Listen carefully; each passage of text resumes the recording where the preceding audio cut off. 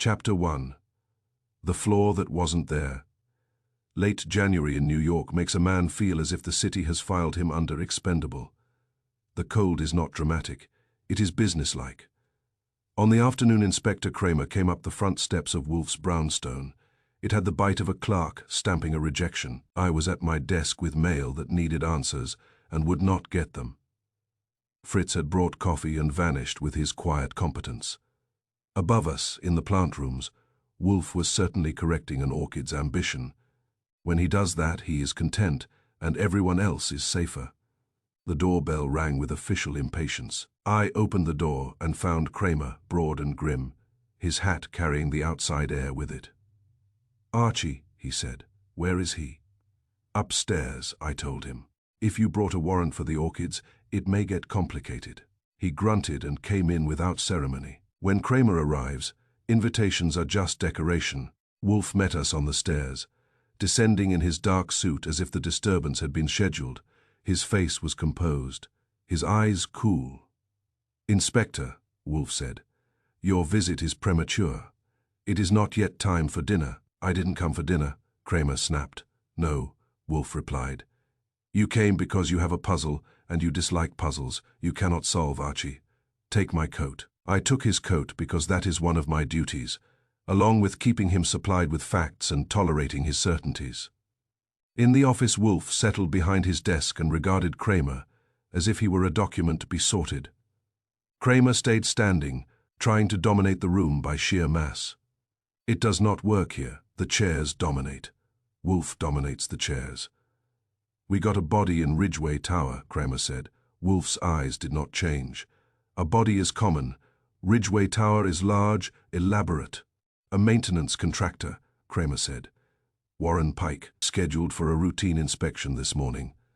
They found him dead in a service corridor, tucked behind a fire door few tenants notice." "Cause," Wolfe said.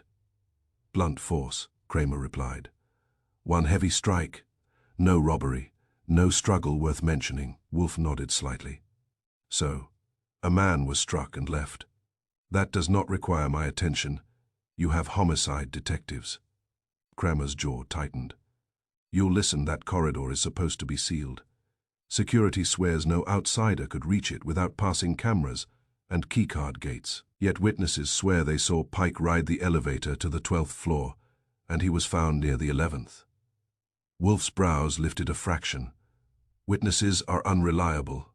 "Maybe," Kramer said.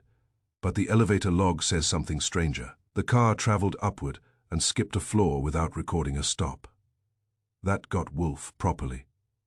He leaned back slightly, eyelids lowering. "An elevator skipped a floor," Wolfe said. "You mean it did not stop? It went past a floor where people swear it stopped." Kramer said, "But the log shows no stop, and the engineers say the position record makes no sense." I said, "Elevators are like alibis. They look solid until you ask who installed them." Kramer ignored me. "The security chief keeps saying elevators don't lie."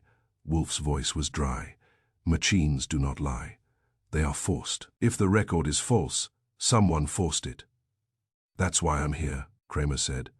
"If an elevator log is being forced, it's a method." Wolfe's gaze held him. "What do you want?" "I want you to tell me how a man ends up dead in a corridor he can't reach. With witnesses seeing him on a floor he didn't log. And an elevator that skipped a floor that wasn't there," Kramer said. "And I want it before Ridgeway's lawyers bury me." Wolfe's lips pressed together. He dislikes lawyers almost as much as he dislikes haste. Ridgeway Tower is the setting of a prior inconvenience. "Different case," Kramer said. "Same building. It keeps coming back." Wolfe's eyes went to me. "Archie." "Yes, sir. You will go to Ridgeway Tower," Wolfe said. "Stop asking who entered. Ask how movement was shaped." Kramer blinked. "Movement." Wolfe's voice was soft and certain. "Vertical lies fall fast. A skipped floor is not a glitch, it is intent." Wolfe continued. "Examine the elevator system, the access gates, and the service corridors. Speak with those who observed Mr. Pike. Obtain the building's maintenance schedule, including any tests or control system updates." Kramer said. "I can get you in." "Do so," Wolfe replied. And do not allow your men to trample the delicate facts. Kramer scowled. I don't trample facts. You trample, Wolfe said, everything.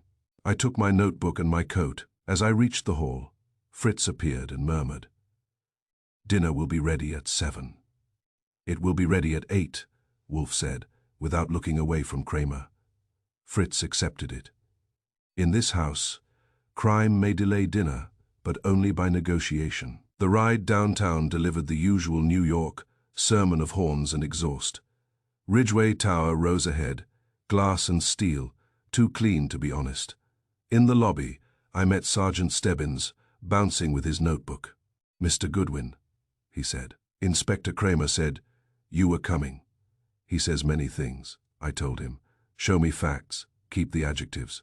Stebbins led me into a security office with monitors covering corridors and elevators. The security chief, Victor Halstead, was waiting. He had neat hair, a neat suit, and eyes trained to defend systems. He shook my hand as if it were a receipt. Mr. Goodwin, we are cooperating fully. That phrase always warms me, I said. It means you are nervous. Halstead's smile tightened. Our systems are sound. Then they will survive questions, I said. Tell me about Warren Pike. Halstead slid a folder across. Pike's badge photo showed a sturdy, forgettable man. The schedule listed inspections of fire door seals and service corridor checks on floors, 10 through 14. Pike had signed in at 8:15 and received a temporary keycard with service access. Issued by facilities, Halstead said. Logged and tracked. Tracked like the elevator, I said. He brought up a timeline. Pike badged into a service gate at 8:19, entered the freight elevator bank at 8:24. The elevator log showed stops at 10:11 and 13, I pointed. Where is 12? He did not stop at 12, Halstead said. Stebbins leaned in, but witnesses say he did. Who? I asked. 2 clerks from a marketing firm on 12, Stebbins said. They rode with him from the lobby sometime before 9. They say he got off at 12. They remember his long tool case. And the body was found near 11, I said. Stebbins nodded, behind a fire door into a service corridor, along the core between 11 and 12. Access points from both levels, controlled, Halstead said. No outsider could reach that corridor without passing our gates and cameras. An insider could, I said. And your logs may have been taught to lie. Halstead stiffened. Elevator logs are generated by the control system. They cannot be altered casually. Nothing is altered casually, I said. It is altered deliberately. We went up to 11. The fire door looked ordinary, which is how a building hides its secrets. Beyond it, the service corridor was concrete and narrow, lit by fluorescent bulbs, smelling of dust and machine oil. Pipes and junction boxes ran like veins. The spot where Pike had been found was marked by tape and a faint smear on the wall. He had been tucked behind an access panel and folded insulation, hidden from anyone who did not know where to look. Cameras in here? I asked. Halstead shook his head. We monitor access points, not the corridor. So this is a blind strip, I said. Restricted is not sealed. Back in the security office, I asked for raw elevator data. Halstead hesitated, then called an engineer named Ortega. Ortega pulled up a position trace, a line climbing, pausing at 11, then climbing again. At 12, there was a brief, clean hesitation. Too short to register as a normal stop, but too neat to be an accident. Ortega frowned. That is not normal. Glitch, Halstead said. Ortega shook his head. Glitches are messy. This is controlled. Like someone commanded a hold without creating a standard stop record. Halstead snapped. That cannot happen without authorization, Ortega said. Elevator control access is limited. Facilities management, building engineering, vendor technicians. There is also an emergency service mode key that can override standard logging. Before I left the security office, I asked Halstead a question that tightened his neat suit. Who besides you can see raw elevator traces, I said. Engineering facilities, he said. And who can change configuration, I asked. Authorized personnel, he replied, clinging to the phrase. Names, I said. He gave them, the facilities manager, the chief engineer, and a vendor technician on contract. Stebbins took me to facilities, a basement corridor of concrete and tired coffee. The facilities manager, Marlon Keefe, was wiry and defensive. "We run a building," Keefe said. "We don't run murders. You run doors and elevators," I told him. "Close enough. Who scheduled Pike's route?" "I did," Keefe said. "Quarterly checks routine." "Routine hides things," I said. "Who issued his temporary keycard?" Keefe produced the sign. Outsheet Pike's signature. The card number and the access profile were there. Floors 10 through 14, including 12, and the service corridor access points. "So he could enter the corridor," I said. "Yes," Keefe said. "That's the job." "Now show me the elevator service mode key," I said. Keefe led us to a grey box and a logbook. One entry for that morning, 8:36 a.m., key removed. Initials VH, returned at 9:15. "Halstead," I said. Keefe shrugged. He said a tenant complained about an elevator hesitation. He wanted Ortega present. I went to the freight vestibule on 12. The service access plate on the panel had a bright new screw and a faint grease smear on its edge, as if it had been opened and closed quickly.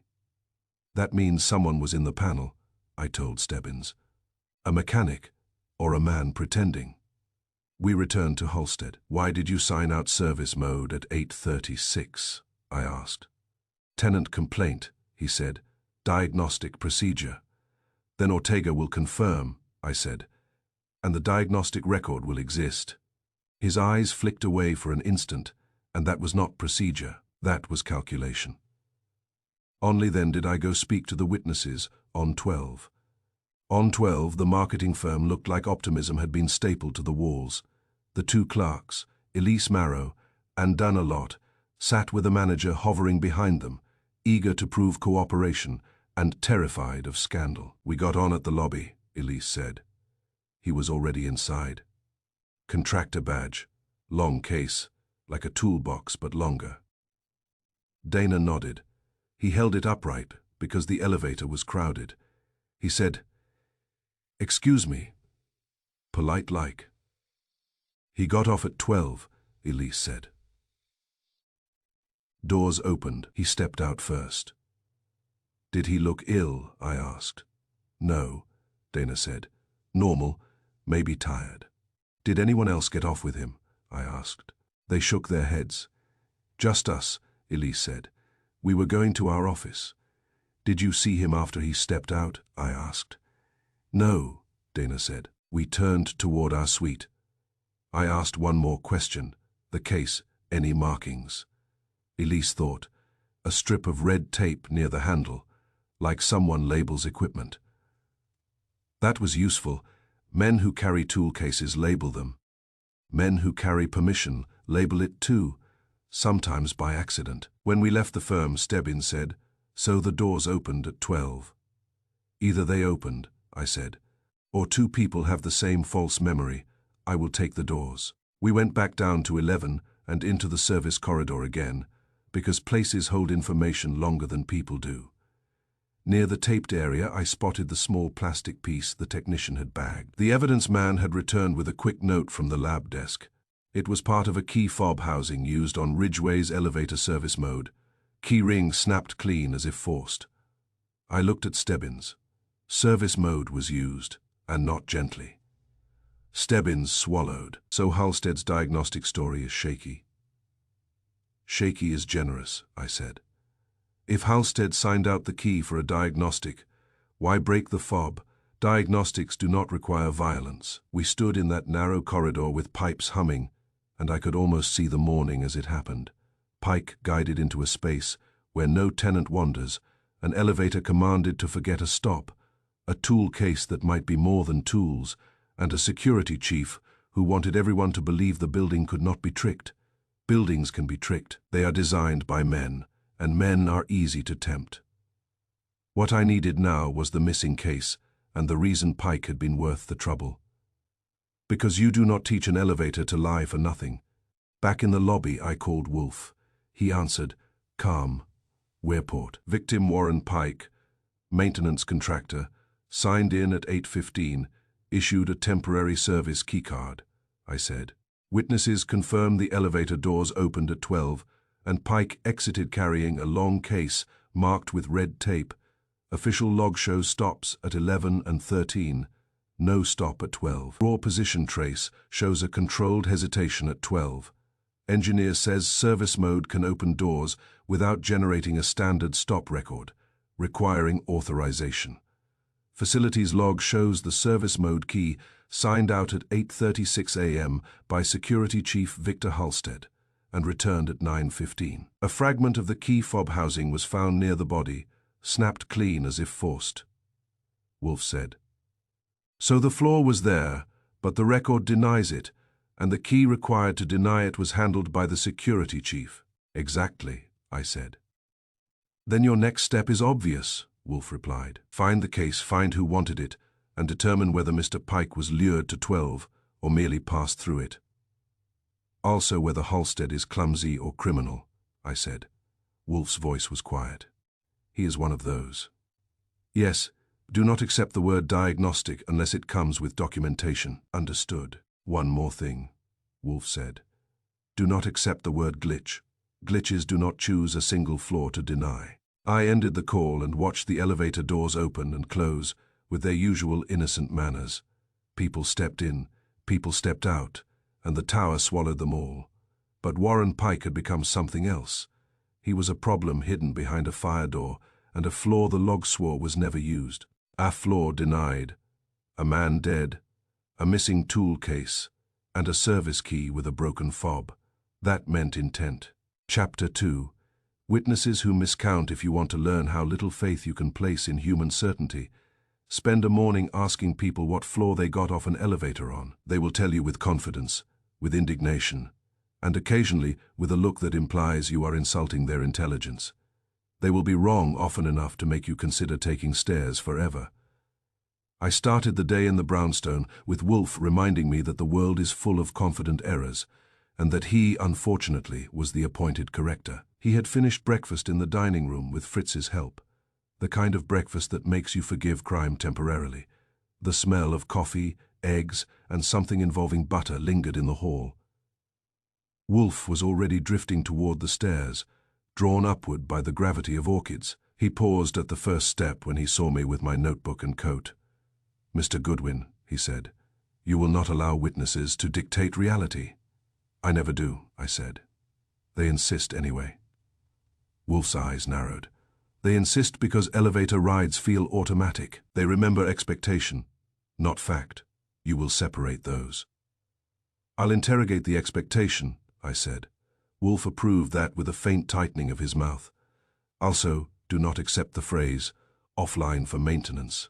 It is the most convenient sentence in modern architecture. Kramer calls it an alibi with bolts, I said. Wolfe sniffed. Inspector Kramer calls many things go. I went. New York met me on the sidewalk like a cold hand. January had not improved overnight. The taxi driver took me downtown through streets that looked gray even when the traffic lights were green. Ridgeway Tower rose ahead, smooth and confident, like a man who has never had to explain himself. In the lobby, Sergeant Stebbins met me by the security desk, eyes bright, notebook ready, eager to be useful. Mr. Goodwin, he said, we got more statements. Good, I said. We need miscounted flaws and firm opinions. Stebbins blinked. You think they're wrong. I think they're human, I said. Show me the guard first. The lobby guard's name was Felix Rudd. He was big, with a belt full of keys and an expression that suggested he had spent years watching people walk past without noticing him. Those men develop a quiet pride and a quiet resentment, and both can distort memory. Rudd was positioned near the elevator bank like a sentry. He nodded at Stebbins, eyed me cautiously. Stebbins introduced me and I took over. Mr. Rudd, I said. You saw Warren Pike the morning he died. Rudd nodded. Yes. Tell me what you saw, I said. He came in contractor badge, Rudd said. Signed with facilities. Got his temporary card. Carried a long case. Red tape near the handle, I prompted. Rudd hesitated, then nodded. Yeah, red tape, like a label. Time, I said. 8:40 something, Rudd replied. Give or take. Elevator, I said. He got on freight, Rudd said, pointing toward the bank. Not the fancy ones, freight and service. Did you see what floor he got off? I asked. Rudd's reply came fast. 12. How do you know? I asked. Rudd frowned, irritated. I watched the panel. 12 lit. Doors opened. He got off. Were you standing close enough to see his shoes touch the floor? I asked. He scowled. I'm telling you what I saw. What you saw, I said, or what you expected. Stebbins shifted, uneasy. He dislikes when I push too hard, because he is polite and believes police work should be polite. Police work should be effective. Rudd's jaw tightened. 12. He got off at 12. All right, I said. Now tell me how many other people were in the car. Rudd blinked. A couple, office people. Names, I said. I don't know names, he snapped. They work upstairs, people in suits. Did any of those people get off at 12 too? I asked. He hesitated. Maybe, I think so. There it was, the first wobble, when a man says maybe after he has been certain. The certainty is often cosmetic. Thank you, I said. I'll come back if I need you to be wrong again. Rudd glared. But he did not object. Guards enjoy feeling important, even when the importance is the prospect of being questioned again. Next, I asked for the cleaner. In a building this size, cleaners know more than executives. They move through corridors at hours when lies are relaxed. The cleaner's name was Marisol Vega, a short woman with alert eyes and a cart parked near a service door. She spoke English well enough and did not like police, which means she was cautious. I kept my voice friendly. Miss Vega, I want to ask you about a man you saw that morning. She nodded slowly. The dead man, yes, I said. Warren Pike, maintenance contractor, tool case with red tape. Her eyes flicked. Yes, him. Where did you see him? I asked. Elevator, she said. I was going down with trash, he was going up. Which elevator? I asked. She pointed. That one, freight and service again. Good. What time? I asked. She shrugged. Morning after 8 before 9. Floor, I said. What floor did he step out? Her answer came with no hesitation. 11. Stebbins' pencil paused. Rudd had said 12. Now the cleaner said 11. How do you know? I asked. She gave me a look that said I was slow. Because I got out at 11, doors open. He step out. I step out. He go left. I go right. That was a better statement. It included her own movement. A physical anchor. Did you ride with him from the lobby? I asked. No, she said. I got on at 13 with trash. Going down, he was already in. So he could have gotten on earlier, I said. She nodded. Yes. And he got off at 11 with you, I said. Yes, she insisted. And her certainty sounded more grounded than Rudd's. Did the elevator stop at 12? I asked. She frowned, thinking. Number stop at 11. Then down. Did you see the panel? I asked.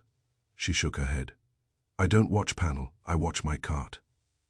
That was honest. People who watch their carts remember their carts. I thanked her and moved on to the office workers who had ridden near the time. Stebbins had already located 2 from the marketing firm on 12, the same ones from yesterday, Elise Marrow and Dana Lott. They had been interviewed before, but I wanted them again, not because I enjoy repetition, but because repetition is how you locate the seam between memory and invention. We met in a small break area on 12. Elise and Dana sat with paper cups of coffee, looking like people who had been told their building was not safe and had decided to pretend otherwise. Elise said, "We already told the police. He got off at 12. Dana nodded. Yes, he got off. I said, "And you are sure?" They nodded together, synchronized certainty. All right, I said. Tell me what happened immediately after the doors opened. Elise blinked. He stepped out first, Dana added. We followed. We turned toward our suite. Did you see him turn left or right? I asked. Elise frowned. Left toward the service door area. Dana looked uncertain. I didn't notice. I was looking at my phone. So, I said, one of you saw him turn, one of you did not. Elise's mouth tightened. I saw it. Fine, I said. Now tell me what else you remember, anything small. Dana hesitated. He said, Excuse me. Elise, I prompted. Elise thought. He smelled like oil or metal, like a garage. That fits, I said. What about his shoes? They stared at me. Elise, I said again. She frowned. Work boots. Clean or dirty? I asked. She hesitated. Not filthy, worn, Dana said. Why does that matter? It matters, I said, because clean boots mean he was not coming from a service corridor. Dirty boots mean he was. Elise looked annoyed. I don't know. Good, I said. That's honest. I asked them one more question. Do you often stop on 12 in that freight elevator? Dana blinked. Number we usually take the passenger elevators. Then why were you in freight? I asked. Elise shrugged. The passenger elevators were crowded. We were late. So they took freight once, and their brains later filed it under routine. That is how memory works. It turns the unusual into the expected. I left them and returned to the security office. Victor Halstead was waiting, neat as ever, the type of man who believes neatness is proof. Mr. Goodwin, he said, we are still cooperating. Yes, I said. Now I want the camera footage inside the elevator car. Halstead's expression did not change much, but his eyes tightened slightly. The car camera was offline for maintenance. There it was, the convenient sentence in modern architecture, delivered with the confidence of a man who had rehearsed it. I said, Which camera? The freight elevator car camera, Halstead replied. Offline since when? I asked. Since last week, he said. Why? I asked. Scheduled replacement, he said. Parts delay. Document it, I said.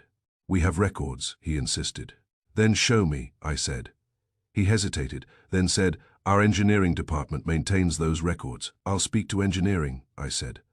But I'll tell you now, Mr. Halstead, elevators are always under maintenance when someone needs them to be unprovable. Halstead's jaw tightened. That is unfair. It is accurate, I said, and accuracy is often unpleasant. Stebbins cleared his throat. Mr. Halstead, please provide the maintenance ticket number for the camera. Halstead gave a thin smile and wrote something on a pad, then tore it off and handed it to Stebbins. He looked offended, which was useful. Offended men make mistakes. While Stebbins was occupied with the paper, I drifted toward the elevator bank and stared at the call buttons because machines do not lie unless taught, and they also reveal what they are used for.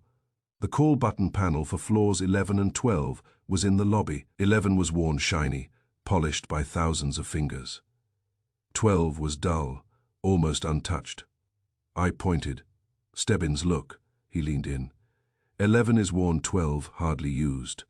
That suggests people rarely stop at 12, I said. Stebbins nodded slowly. So why would Pike? Exactly, I said. If a floor is rarely used, it is a good place to hide something or to stage confusion. We went to the freight elevator and asked Ortega, the engineer, to show us the service panel. Ortega arrived with a tool belt and a tired face. He did not like Halstead, and he liked police less, but he liked lies least of all. Ortega opened the panel with a key. Inside was a small display and a set of switches. There is technician mode, Ortega said. Master key and a short code. It allows controlled holds, door open functions, and bypasses some logging parameters. It is meant for diagnostics and emergency service. Can it open doors at a floor without logging a stop? I asked. Ortega hesitated, then nodded. Yes, it can. It can also suppress the standard stop record if configured. That is a safeguard, but it can be abused. Who has the master key? I asked. Engineering, Ortega said. Security has one for emergency. Facilities has one. Halstead signed out the service mode, key at 8:36, I said. Ortega's eyes narrowed. He signed out a key. He did not consult me. Stebbins asked, "Would you take a key out for a tenant complaint?" Ortega snorted.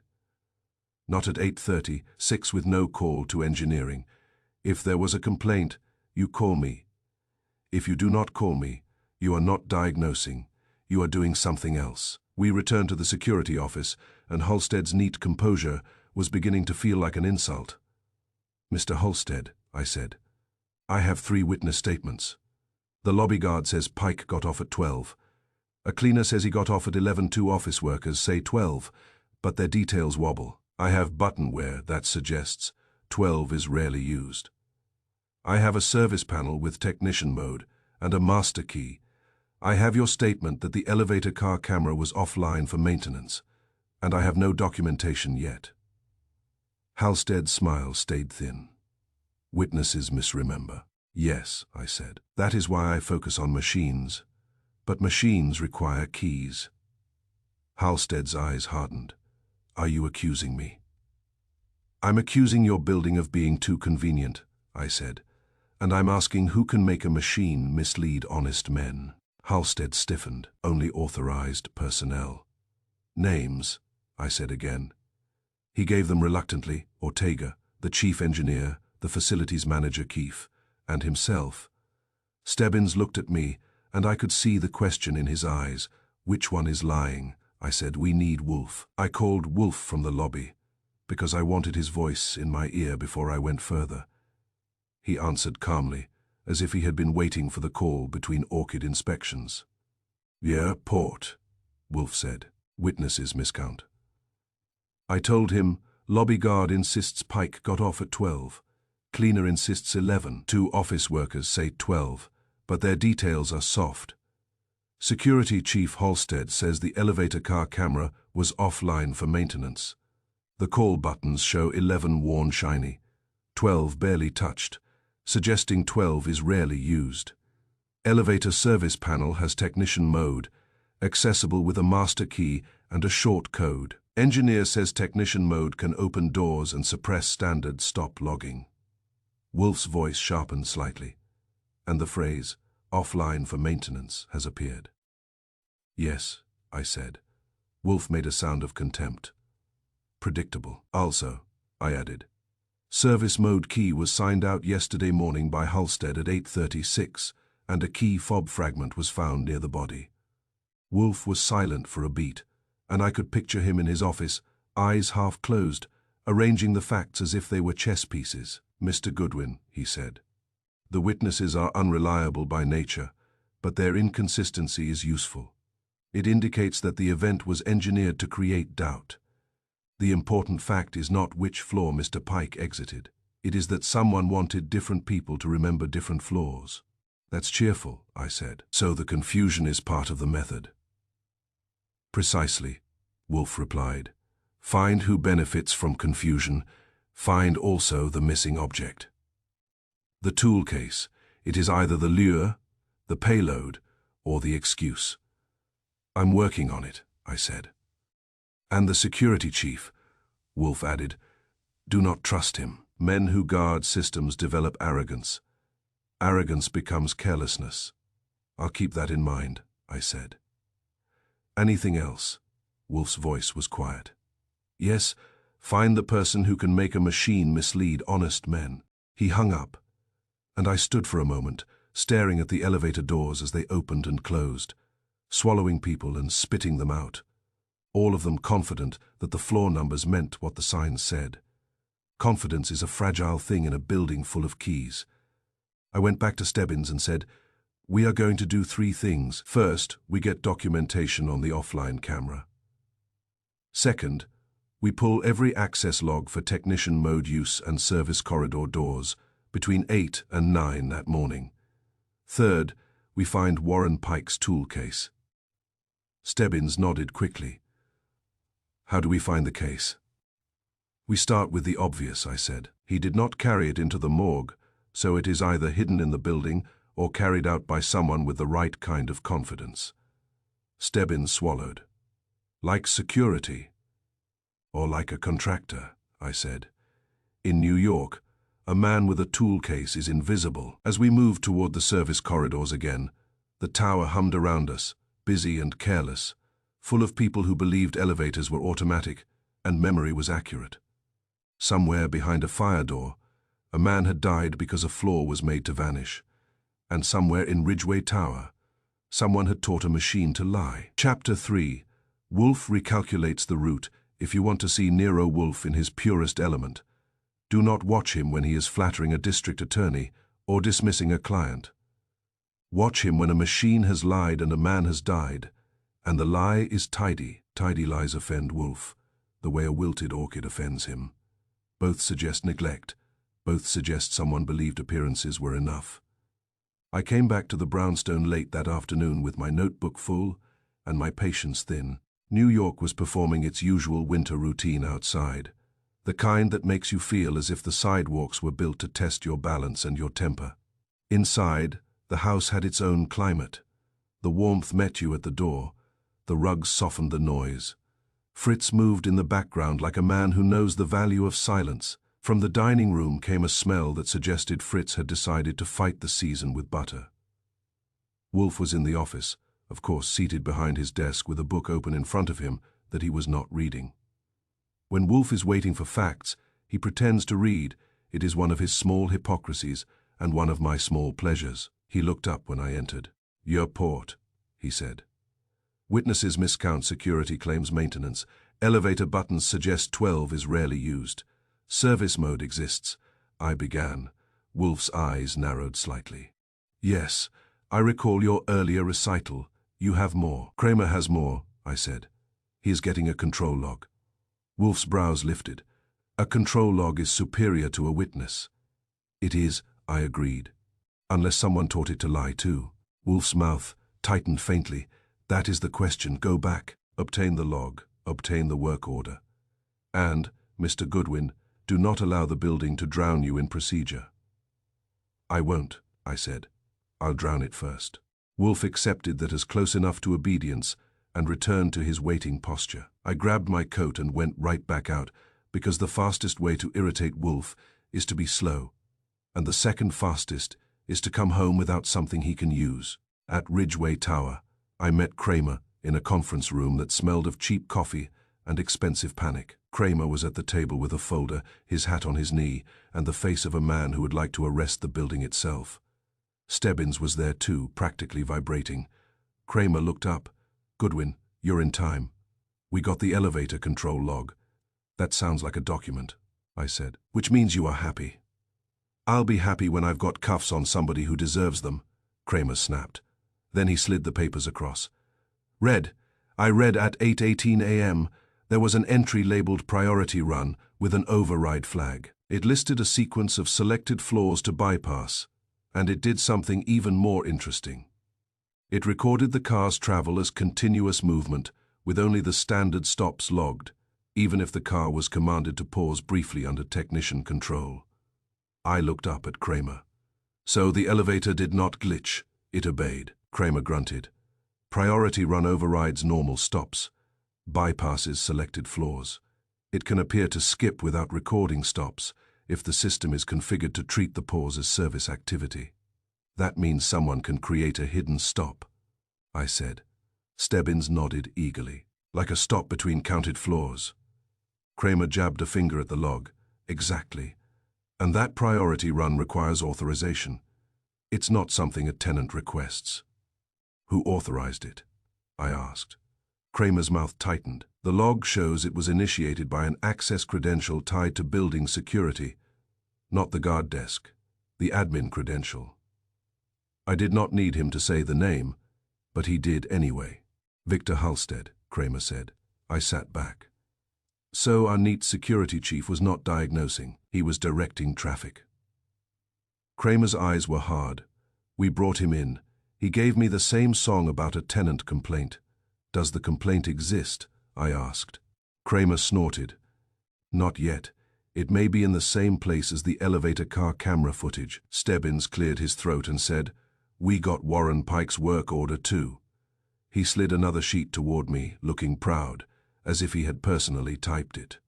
I read it carefully. Warren Pike was scheduled to inspect a ventilation unit on the 11th floor, then deliver a signed checklist to finance on the 12th. That was clean, almost too clean. It created a natural expectation. If you ask someone where Pike was going, they will say 12, because 12 is the destination. They will remember the destination, not the path. I looked up. This makes 12 a mental magnet.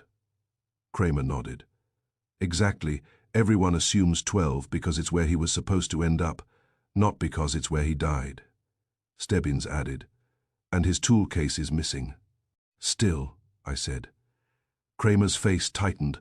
Still, we searched the service corridors on 11 and 12. No case, no checklist. I tapped the work order. If he was supposed to deliver a signed checklist to finance, someone in finance should have expected him. We asked, Kramer said. Finance says no one received anything.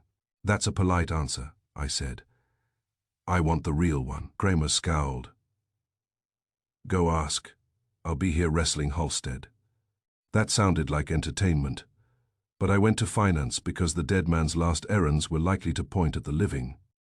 Finance on 12 was the kind of department that smells of toner and quiet anxiety. People there speak in careful sentences. They do not like surprises. A maintenance man arriving with a checklist is a small surprise, and small surprises are remembered because they interrupt spreadsheets. I found the finance reception desk and a woman named Brenda Shale, who looked like she had been hired for her ability to say no politely. Brenda, I said. I'm Archie Goodwin. I need to know whether Warren Pike delivered a signed checklist to anyone this morning. Her eyes flicked to my badge, which I did not have, but I had Stebbins behind me and he had the real thing. She swallowed.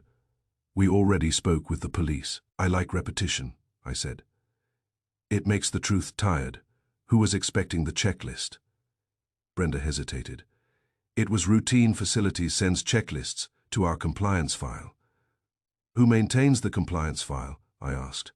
She glanced toward a glass office. Mr. Carlo. Get him, I said. Mr. Carlo arrived with the resigned expression of a man who has built a career on avoiding attention and now had homicide walking into his day. He was thin, neatly dressed, and his hands looked like they belonged to a man who sorts documents more than he lifts objects. Mr. Carlo, I said, did you expect Warren Pike? Carlo's lips tightened. Facilities said he would drop a ventilation checklist. Did he? I asked. Carlo hesitated. Number. Did anyone else receive it? I asked. No, he said again, quicker. Did you see Pike? I asked. Carlo's eyes shifted, and that shift was tiny but important. People who never saw a man do not shift when asked. They simply say no. He leaned in slightly. Mr. Carlo, I'm not accusing you of murder. I'm accusing you of remembering, which is easier. Try it. Carlo swallowed. I saw someone in the corridor, sometime before 9 maintenance uniform tool case. But he did not stop here. What did he do? I asked. Carlo hesitated, then said, he went toward the service door. The door into the service corridor, I said. He nodded. Did the tool case have red tape? I asked. Carlo blinked. Yes, red tape. That was solid. Red tape was our marker. It traveled. So Pike reached 12, I said. Or at least his tool case did. Carlo's face tightened. I do not know it was him. It was a maintenance man. Who else carries a long case with red tape this morning? I asked. Carlo said nothing. I nodded. Thank you. Now, tell me something else. The checklist. What happens when it arrives? Carlo glanced at Brenda, then back. We file it. It has a signature line. If the inspection is complete, the contractor signs and facilities signs. We keep it for audits. Signature matters, I said. Carlo's eyes dipped. Yes, I asked. Where is the last checklist? The one before today. Carlo frowned. In the compliance cabinet. Show me, I said. He led me to a metal cabinet with labeled folders. He pulled out the most recent ventilation checklist from earlier in the month. It had 2 signatures and a date stamp. It looked harmless, I pointed. If Pike's checklist is missing from his tool case, someone wanted the signature or wanted to erase it. Carlo's face tightened. Why would anyone want it? Because signatures prove a man reached a place, I said. And because a missing signature creates confusion. I left finance with 2 useful facts. A maintenance man with a red-taped case was seen on 12, moving toward the service door, and the checklist mattered because it was a signed proof of route. Now I wanted the missing checklist from Pike's tool case, and the tool case itself. I went back to Kramer and found him still in the conference room, with Halstead now seated across from him, still neat, still controlled, still trying to look like a man whose building had merely suffered an unfortunate incident. Halstead's eyes flicked to me with irritation. He did not like me. That made me like him less, Kramer said. Goodwin, tell him, I said. Finance saw a maintenance man with a long red-taped tool case sometime before 9 moving toward the service door on 12. They expected Pike's signed checklist. It never arrived. Halstead's jaw tightened. That proves nothing. Maintenance staff move constantly. It proves the case moved, I said. And your priority run at 8:18 proves someone edited movement. Halstead's smile was thin. Priority run was initiated for a tenant complaint. Kramer leaned forward. Show me the complaint. Halstead's eyes hardened. It was verbal. A tenant mentioned unusual chimes. That caught my attention. Unusual chimes. Halstead nodded, eager to sound plausible. Yes. The elevator chime sounded twice in quick succession. That suggests a sensor issue. My eyebrows rose. Funny you mention that.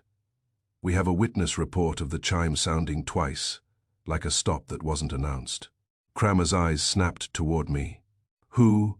A clerk from 11, I said. I haven't talked to him yet. But now I will. Halstead's face stayed calm, but his eyes tightened again. He had just tried to turn our clue into his excuse. Wolfe would appreciate that.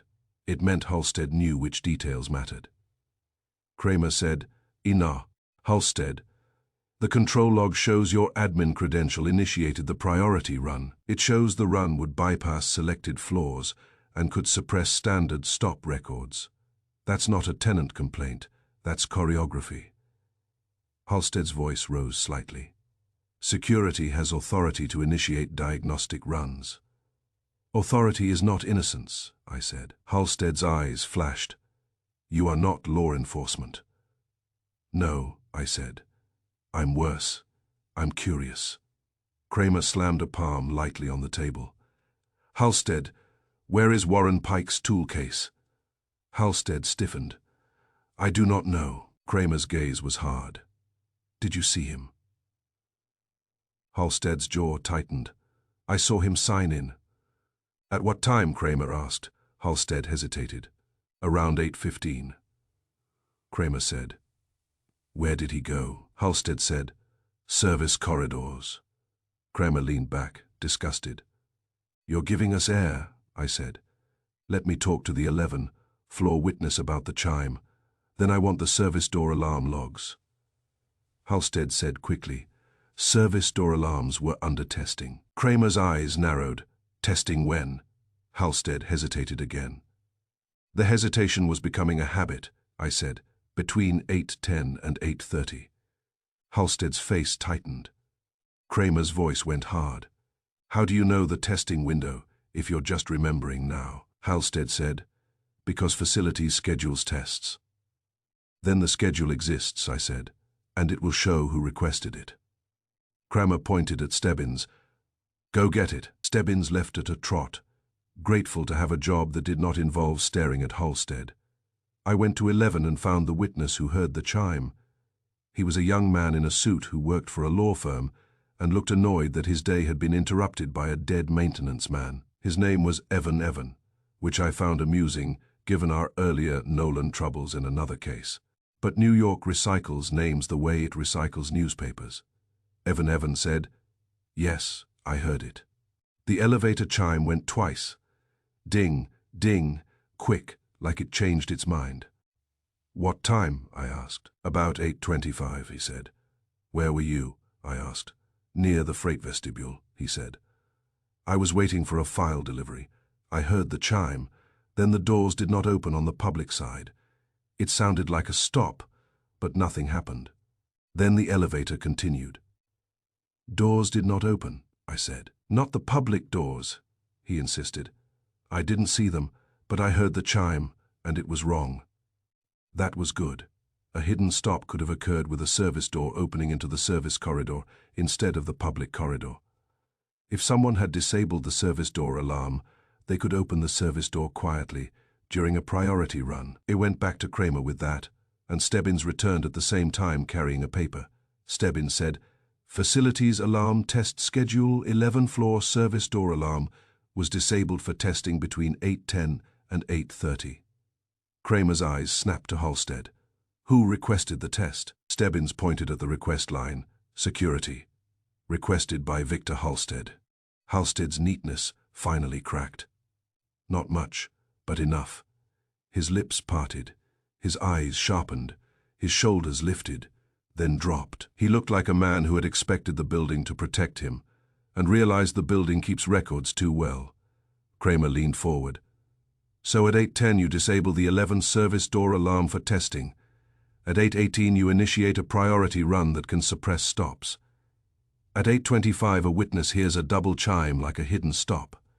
At 8:36 you sign out the service mode key. Then Warren Pike is dead behind a fire door near 11, and his tool case and signed checklist are missing.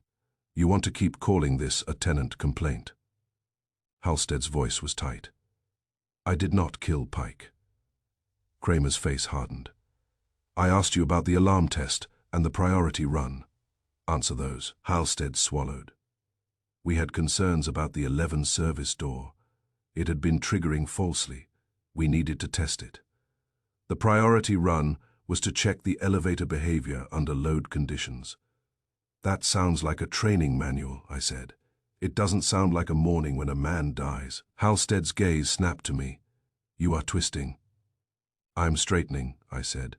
Machines do not twist on their own, Kramer said. Where is the tool case? Halstead's jaw clenched. I don't know. Kramer pushed back his chair. All right, we'll find it, and we'll find who used your credential if you want to claim you didn't. Halstead's eyes flared. My credential is secure. That's what guilty men say when their credential is caught doing guilty work, I said. Kramer pointed at Stebbins. Get Ortega and Keefe back here. Now also get the vendor tech and lock down the freight elevator logs for the whole morning. I want every service corridor door log, every code entry, every override. Stebbins nodded and went. While Kramer ran his machinery, I stepped aside and called Wolfe. The lobby noise was distant. The building hummed like an animal pretending it had no secrets. Wolfe answered. Report. Kramer obtained elevator control log, I said. It shows a priority run at 8:18 overriding normal stops. Priority run can bypass selected floors and suppress standard stop records, initiated by security admin credential tied to Victor Halstead. Pike's work order. Inspect ventilation on 11, then deliver signed checklist to finance on 12. That creates a false expectation. People assume 12 because it's the destination. Pike's checklist is missing from his tool case, and the tool case is missing entirely. Finance witness saw a maintenance man with the long red-taped case around 8:45 heading toward the service door on 12. Wolfe's voice was quiet. So the destination was used as camouflage. Yes, I said. Also, witness on 11 heard elevator chime twice in quick succession around 8:25, like a hidden stop where doors did not open to public corridor. Facilities log shows 11. Floor service door alarm was disabled for testing between 8:10 and 8:30, requested by Halstead. So someone created a window to open a service door silently during a priority run. Wolfe was silent a moment, and I could picture him leaning back, eyes half closed, enjoying the precision. The lie is in the sequence, Wolfe said at last. A hidden stop between counted floors. That's it, I said. And the missing checklist, Wolfe continued. A signature is proof of presence. Someone wanted it, or wanted it erased. Agreed, I said. Wolfe's voice softened, almost approving. The skip did not hide movement. It exposed a plan precise enough to edit movement. That's what it feels like. I said. It's too clean, Wolfe said. Now find who needed Pike's signature, or who feared it, and find the tool case. It is the physical remainder of the route. I'm on it, I said. Halstead is cracking. He has too many explanations ready. Then he has prepared them, Wolfe replied. Prepared answers are rarely innocent. I ended the call and returned to Kramer's conference room. Ortega arrived. Chief engineer with a tired face, and facilities manager Keefe arrived with a defensive one. The vendor technician arrived last, a man named Lyle Granis, who looked like he had learned to smile for managers and lie for contracts. His badge said Vertis Elevator Systems. Kramer set them in a row like suspects, which they were in the only sense that matters. They had access. Kramer said, "Who initiated the priority run at 8:18? Ortega glanced at the log, then at Halstead, then at Kramer. Log says Halstead's credential. Halstead snapped.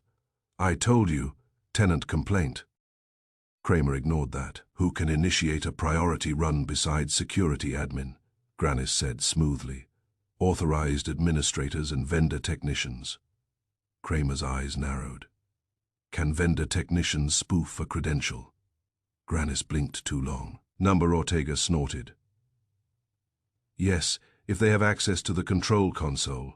Granis' smile tightened. We follow protocol, I asked Granis. Were you in the building this morning? Granis said. Number Kramer said. Prove it.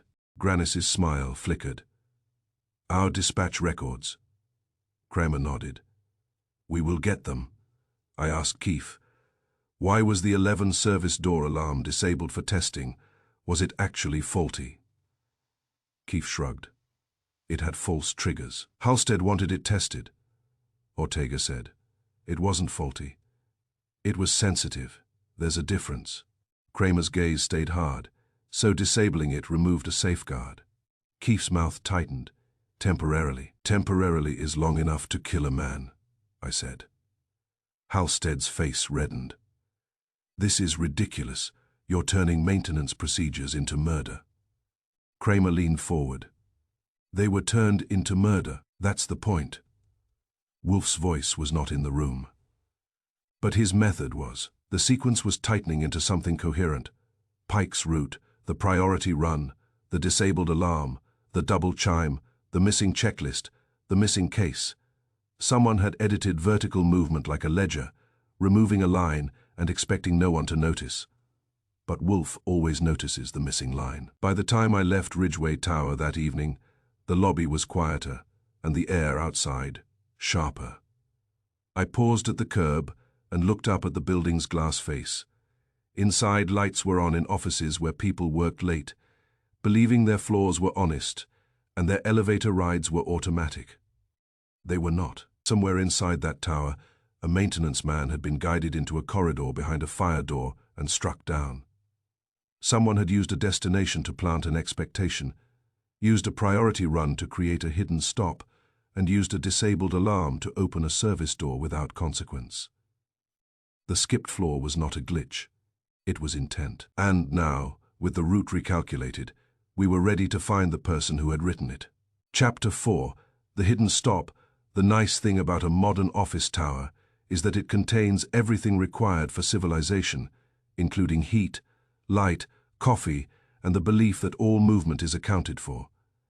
The unpleasant thing is that it also contains the places that do not count. You can work in a building for 10 years and never see its hidden passages. You will learn the lobby, the elevators, the restrooms, and the nearest place to buy a sandwich. You will not learn the service corridors unless you have a reason. Warren Pike had a reason. He was paid to know where the building kept its lungs and veins. He ended up dead behind a fire door, and now my reason was stronger than his.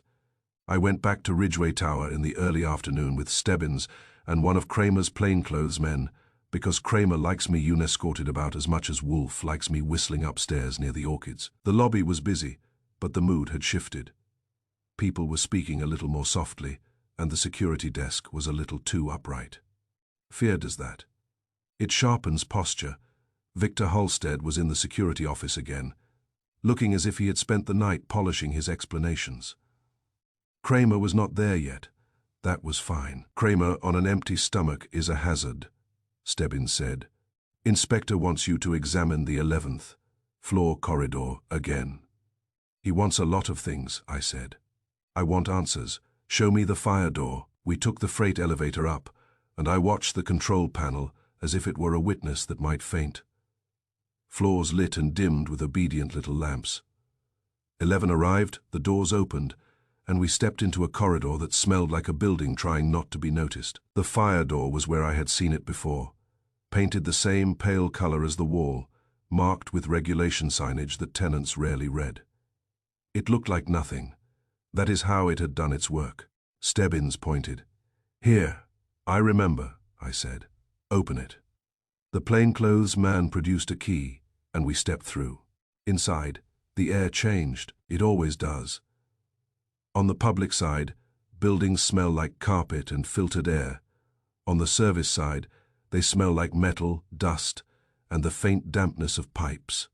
The corridor was narrow, unfinished concrete, with overhead cables and a long handrail bolted to the wall. Fluorescent bulbs hummed like tired insects. The spot where Pike had been found was still marked. The tape was gone, but the cleaned area on the floor showed a faint dullness where blood had been wiped too thoroughly. Pike's death had been managed as neatly as his route. I walked slowly, not because I was admiring concrete, but because hidden doors in buildings are like hidden motives in people. They show themselves only when you stop treating everything as obvious. Halfway down the corridor, about 20 yards from the fire door, I saw the first oddity, a small metal panel on the right wall, not large enough to be a door, but hinged. The hinge was newer than the surrounding hardware. The screws were cleaner. A man could open it quickly, step through, and leave it looking like part of the wall again. I pointed. That, Stebbins frowned. It's a panel. It's a panel that wants to be a door, I said. Open it. The plainclothes man tried the latch. It was locked. Stebbins said facilities. Then call them, I said. We waited, and after a few minutes, Marlon Keefe arrived. The facilities manager, looking annoyed that the police kept insisting the building's insides were relevant. Keefe said, What now? I pointed. Open the panel. He frowned. That is not for tenants. I'm not a tenant, I said. And Pike wasn't either. Keefe's jaw tightened. Then he produced a key ring and unlocked it.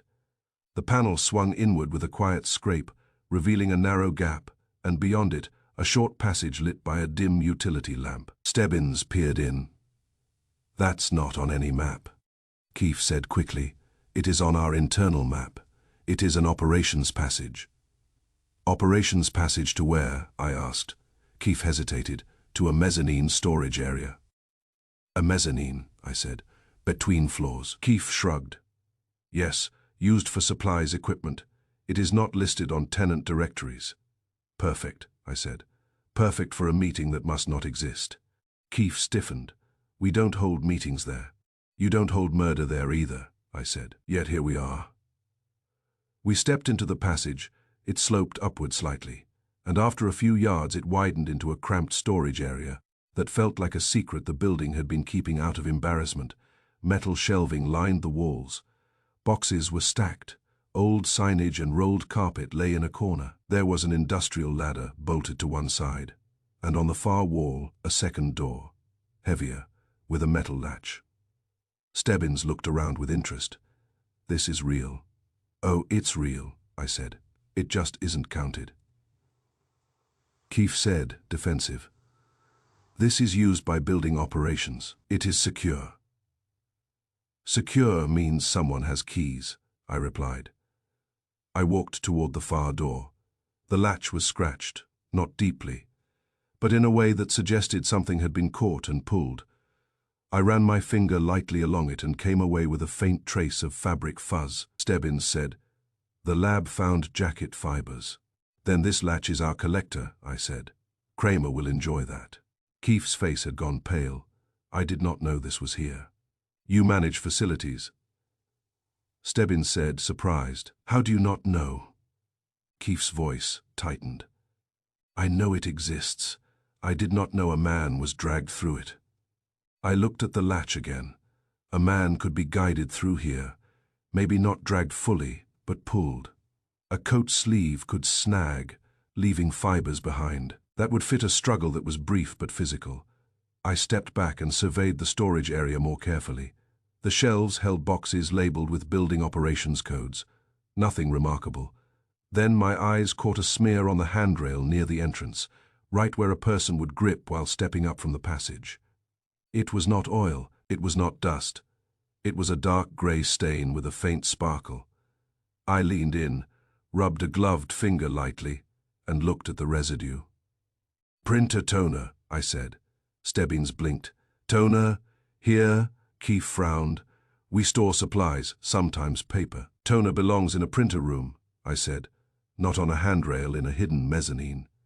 Stebbins asked, unless someone was carrying papers. Or a box of printed material, I said, or a folder or a bag that had toner on it. Keefe's eyes widened. We do not handle finance documents here. Then someone else did, I said, and they liked the privacy. We moved deeper, in a corner behind a stack of folded drop cloths. There was a small table, the kind facilities uses to stage materials. On the table were faint circular marks where cups had sat. Not fresh enough to be wet, but fresh enough to be recent, Stebbins said quietly. So meetings happen. Keefe muttered, people come in here sometimes to avoid tenants. I looked at him. Who? He hesitated. Security, sometimes engineering, sometimes vendors. Vendors like elevator technicians, I said. Keefe swallowed. Yes. Names, I said. He gave them grudgingly. Engineering had access. Security had access. The elevator vendor had access to service areas, and Halstead, security chief, had access to everything that mattered. I walked to the far door again. It opened with Keefe's key into a second narrow corridor that ran parallel to the public hallway, but separated by concrete. It ended at a locked steel door with a sign that said, Freight Control. Stebbins frowned. Where does that lead? Keefe said, Freight Elevator Control Closet. It connects to the elevator shaft service points. That made my neck prickle. A mezzanine between floors connected to freight control was not an accident. It was design, and design is always for a purpose. Technician mode access, I said. This is your hidden stop. Keefe's mouth tightened. The elevator can be stopped between floors for service. There are key switches and codes. I nodded. So, the elevator can access this ghost floor only in technician mode, by engaging a key switch between floors. Keefe did not answer, but his silence answered well enough. I told Stebbins, we need Ortega. Stebbins called, and Ortega arrived a few minutes later, looking weary and annoyed. When he saw the mezzanine, his eyes narrowed. You found the operations mez, he said. Operations mez, I repeated. You sound proud of it. It is useful, Ortega said. For maintenance, it should not be used for other things. Like murder, I said. Ortega's mouth tightened.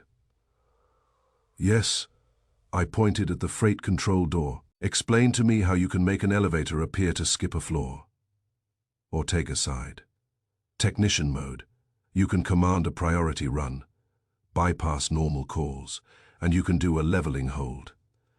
The car can be made to pause and open a service hatch, not the public doors.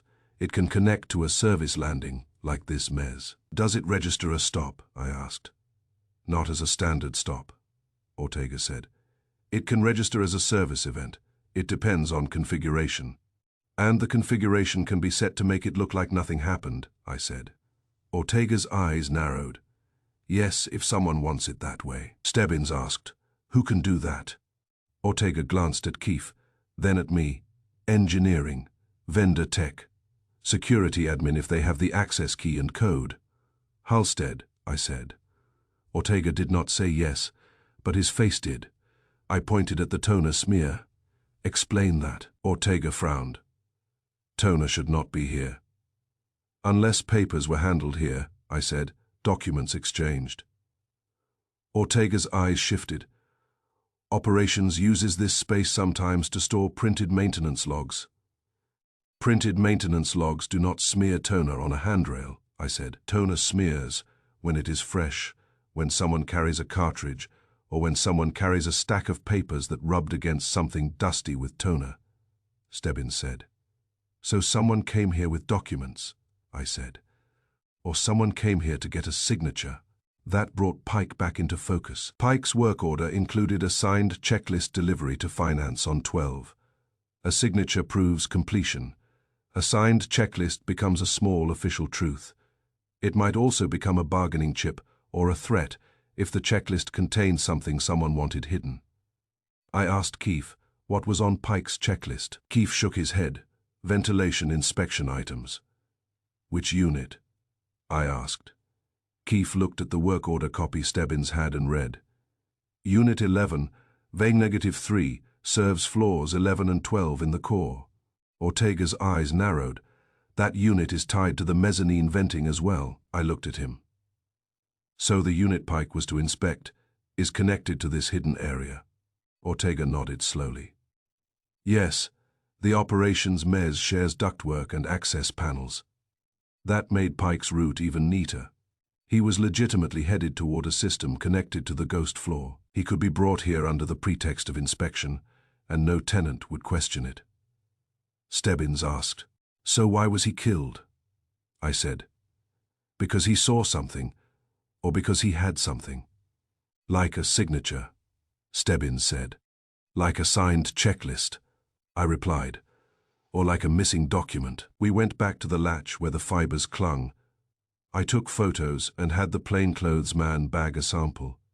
Kramer's lab had already found fibers on the latch, but seeing it in place made it real. Pike had been pulled through here. That meant he was alive at least partway, because dead men don't walk, or he was guided under pressure, grabbed by the coat, back in the conference room on 12. Kramer arrived, looking grim and hungry. When he heard about the mezzanine, his eyebrows climbed. "A ghost floor," he said. "It's a place people don't count because they don't know it's there," I said. Kramer snorted. "I hate buildings." "You live in one," I reminded him. "I hate that too," he replied. I laid out the facts. Fire door on 11 leads to a narrow passage connecting to an unlisted mezzanine storage area used by building operations, not on tenant directories. Elevator can access it only in technician mode via key switch and code. Jacket fibers caught on a metal latch inside mezzanine indicate Pike was dragged or guided through. Toner smear on handrail suggests papers handled there. Mezzanine connects to freight control closet and elevator shaft service points. Kramer's face tightened. So the skipped floor was this? Yes, I said. The priority run created a hidden stop. Witnesses remember the destination. 12. Because Pike's work order says he had to deliver the checklist to finance. They remember expectation, not the hidden stop. Kramer leaned forward. And Halstead's prints are all over the set. Up. Halstead requested the 11 service door alarm be disabled between 8:10 and 8:30, I said. Halstead's credential initiated priority run at 8:18. He signed out the service mode key at 8:36.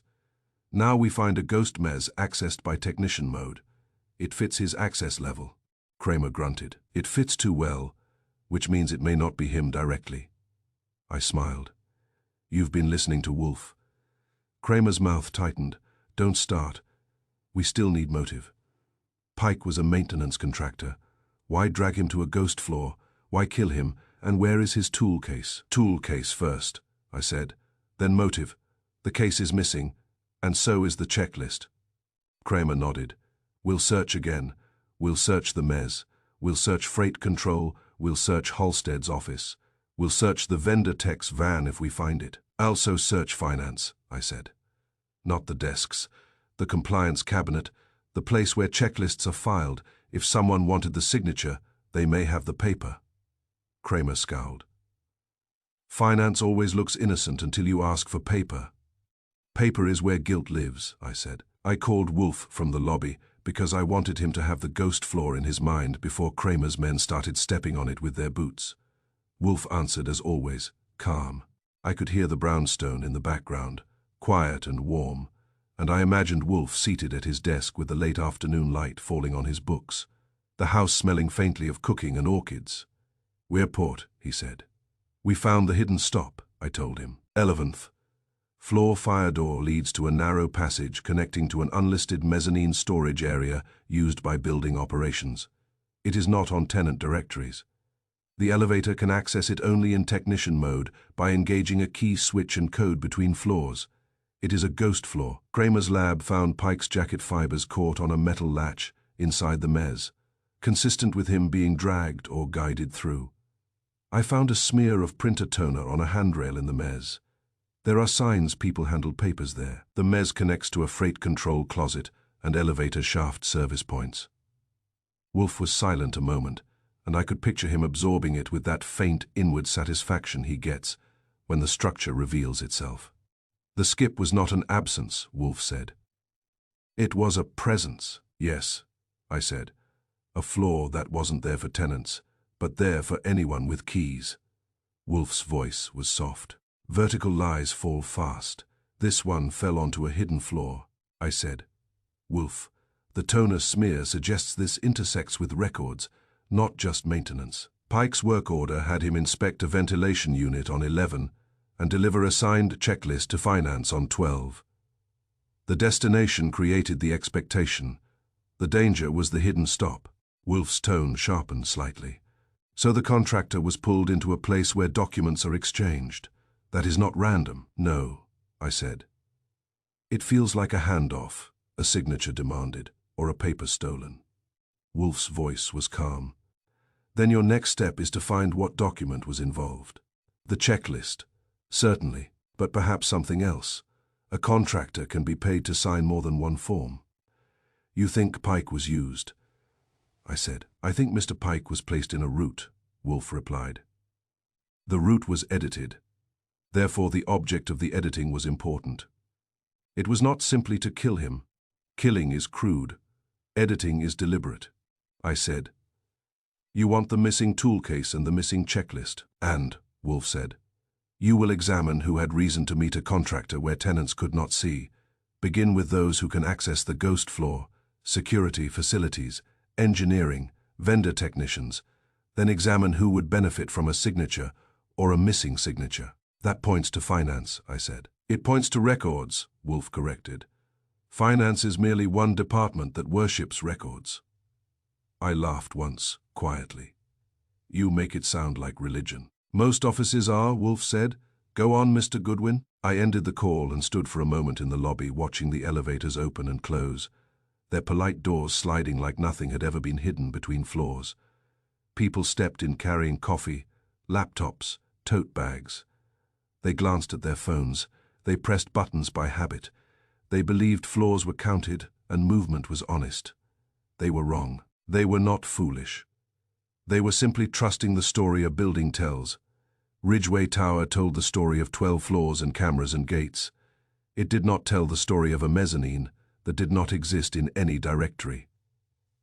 That was why it had been useful. I went back upstairs to the mezzanine with Kramer's men and watched them photograph, bag and measure. The toner smear came off on a swab like a confession. The latch fibers went into evidence, like a line underlined.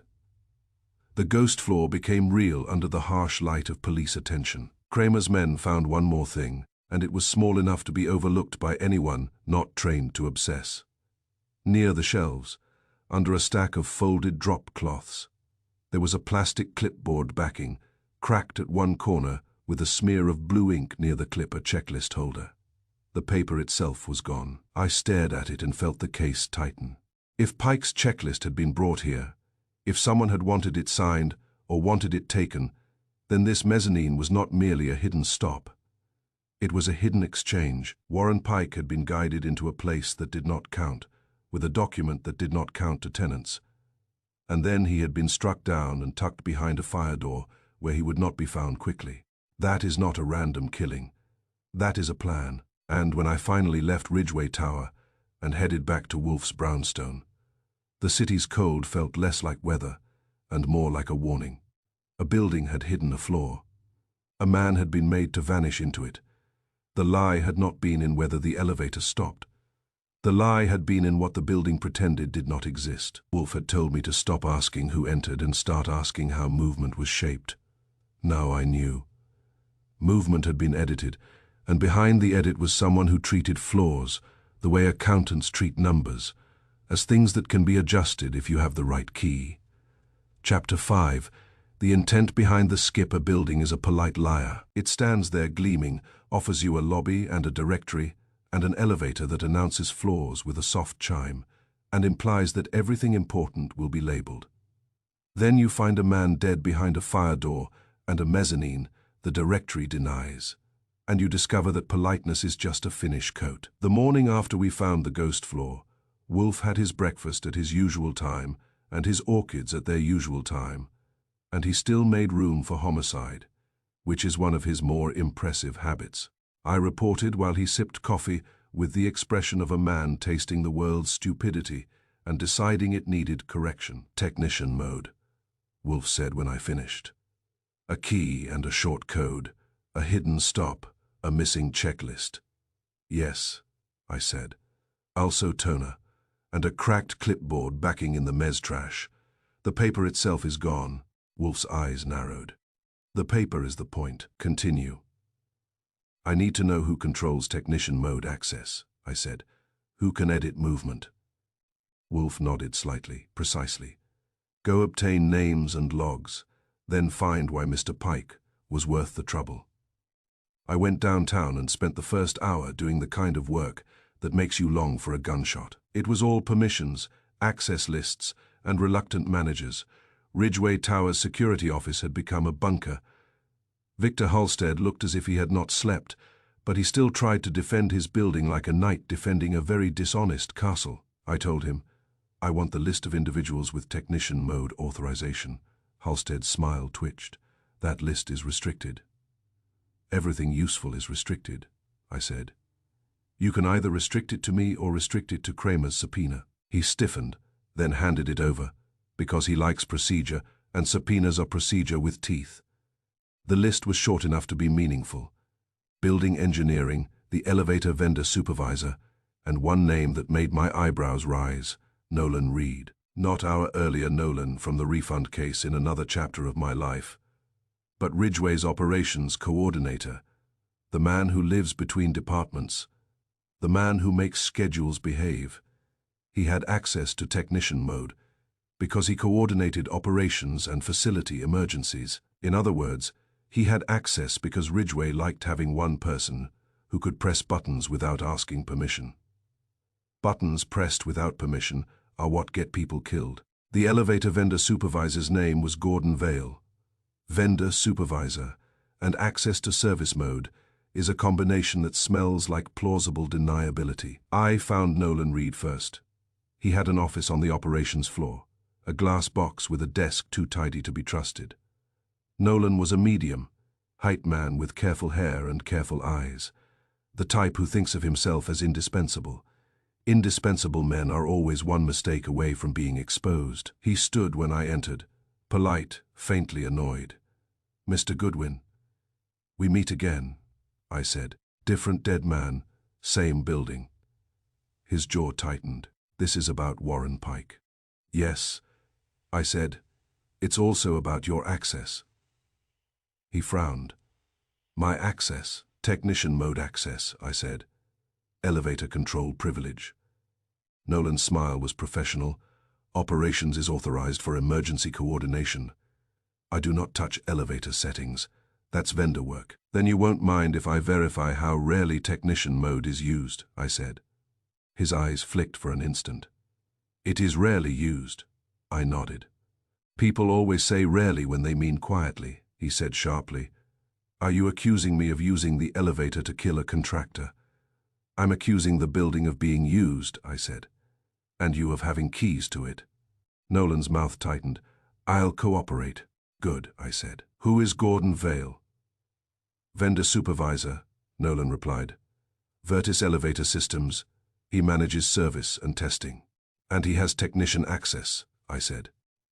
Yes. And you have it, I said. Yes. All right, I said. Now tell me about technician mode use earlier in January. He blinked. I don't know. That's not an answer, I said. It's a posture. Nolan's jaw tightened again. If technician mode was used, it was vendor tests. I left him and went to find Gordon Vale. Gordon Vale was not in the building. Vendor supervisors move like rumors. Ridgeway's engineer Ortega gave me a number. I called, and Vale answered with a voice that sounded confident enough to be rehearsed. Gordon Vale, Archie Goodwin, I said. Ridgeway Tower, technician mode access. There was a pause. Yes, I'd like to talk, I said. You can talk to Vertis Legal, Vale replied. Legal is slow, I said. Homicide is not. Vale exhaled. Technician mode is rarely used.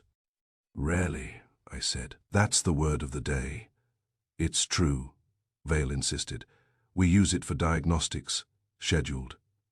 Then it will be in logs, I said. Yes, he said too quickly. It will be.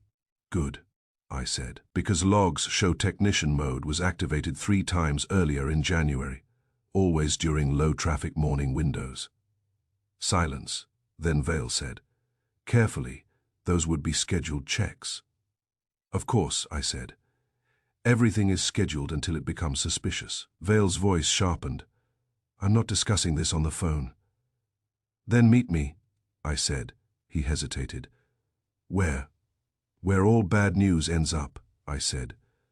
The brownstone on West 35th Street. He hung up.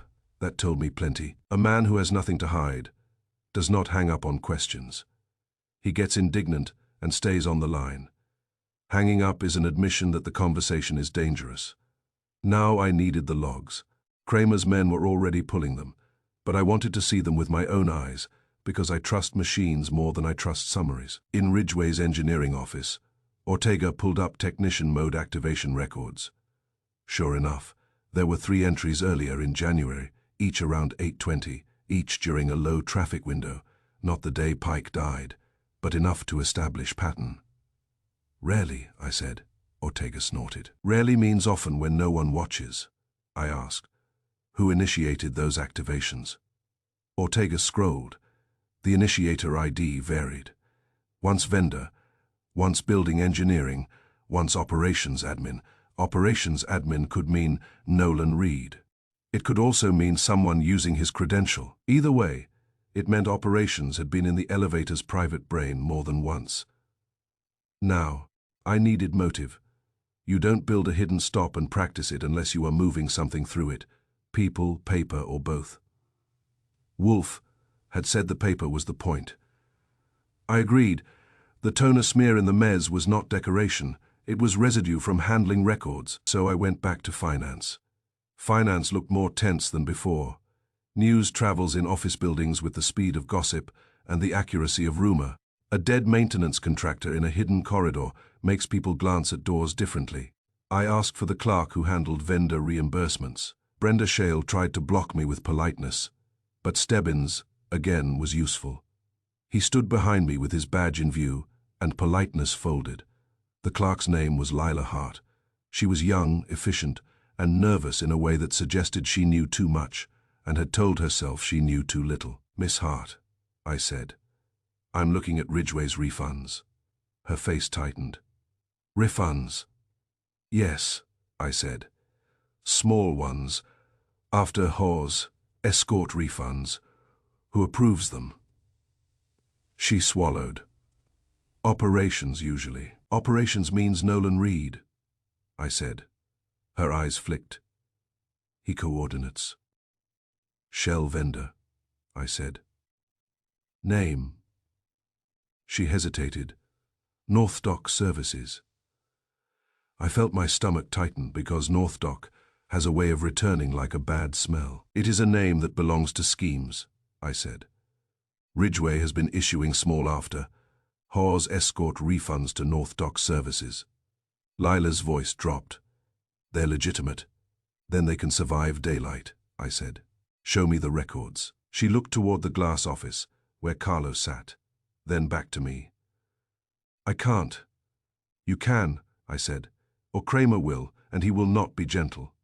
She swallowed and pulled up a spreadsheet on her screen. She showed me a series of small reimbursements, many under the review threshold, tagged escort service, or after Hawes Logistics. They went to North Dock Services, which was listed as a vendor with a mailbox address. Shell vendors love mailbox addresses. I said, why would a building reimburse escort fees? Lila's hands shook slightly. Contractors after Hawes access safety policies. Then why are they refunds? I asked. Why not direct billing? She hesitated. Sometimes adjustments. Adjustments. That word again. Adjustments are where crime hides, I said. Did Warren Pike ever question these? Lila's eyes widened a fraction. She tried to deny, but the denial did not come fast enough. I leaned in. Quiet questions irritate planners. Miss Hart. She exhaled. He asked once. When?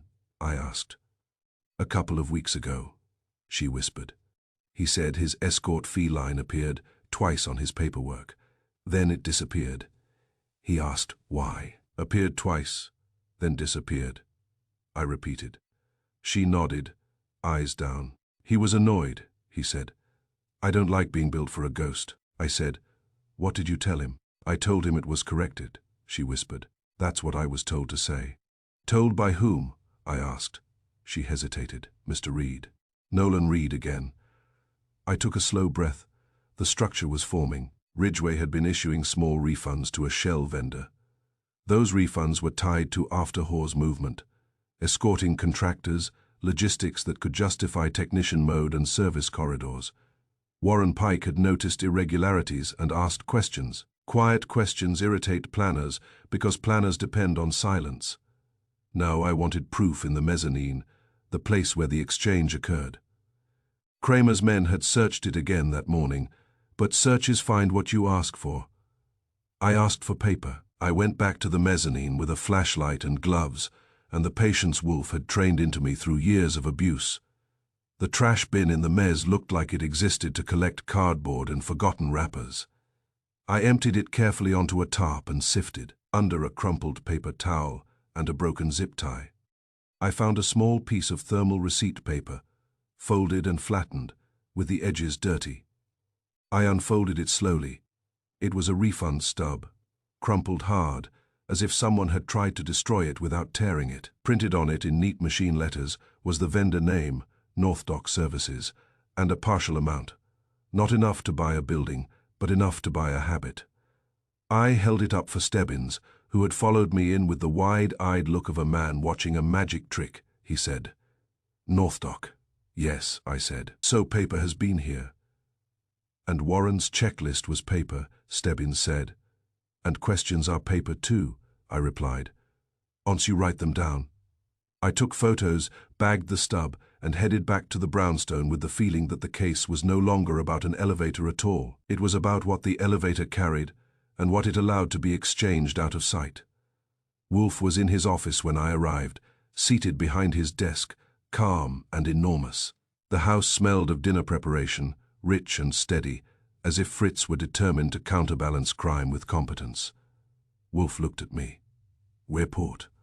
I laid it out cleanly because Wolfe likes clean. Technician mode access is held by Nolan Reed, Ridgeway's operations coordinator, and Gordon Vale, the elevator vendor supervisor, I said.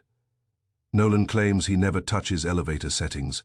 Vale claims technician mode is rarely used. Logs show technician mode was activated 3 times earlier in January, always during low-traffic morning windows. One activation initiated by operations. Admin Ridgeway has been issuing small after Hawes escort refunds to a shell vendor, North Dock Services. Finance clerk admits. Warren Pike once asked why his escort fee line appeared twice, then disappeared. She says Nolan told her to say it was corrected. In the mezzanine trash, I found a crumpled refund stub with North Dock Services printed on it. Wolfe's eyes narrowed, not with surprise, but with satisfaction. So the skip is not about the elevator, I said. It's about what the elevator carried. People, paper, or both. Wolfe nodded slowly. Yes. He leaned back slightly, fingertips together. Mr. Pike noticed a pattern. It required hidden movement. Moving envelopes, swapping logs, meeting off, directory. Quiet questions irritate planners because planners depend on predictability. And Pike was paid to notice irregularities, I said. He inspected. He checked. He asked. Wolfe's gaze sharpened. Therefore he became an obstacle.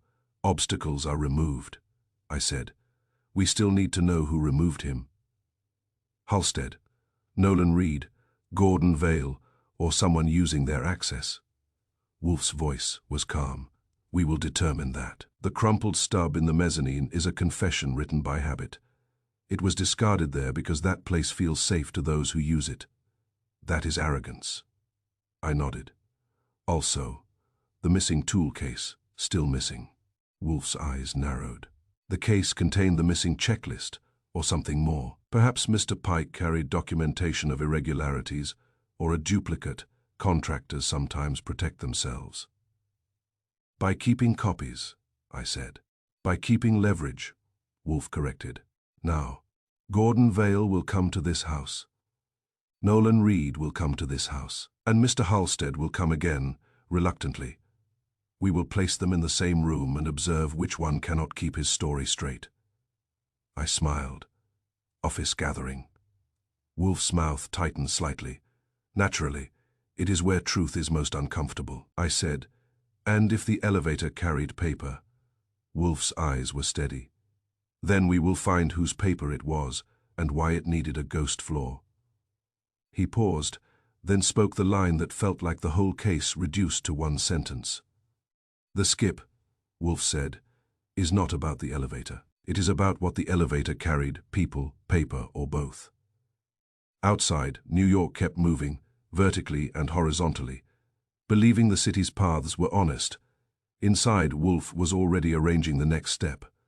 Because once you know why a man edited movement, it becomes easier to know who held the pencil. Chapter 6. Pressure makes the skipper move. Wolfe has a fondness for pressure. Not the kind that comes from other people, because he is immune to most human urging, but the kind he applies himself, slowly, deliberately, until a man begins to move the way Wolfe predicted. That morning in the brownstone, Wolfe had finished his customary inspection of the plant rooms and returned to his office with the calm of a man whose orchids had behaved. When the orchids behave, Wolfe's temper has fewer places to go.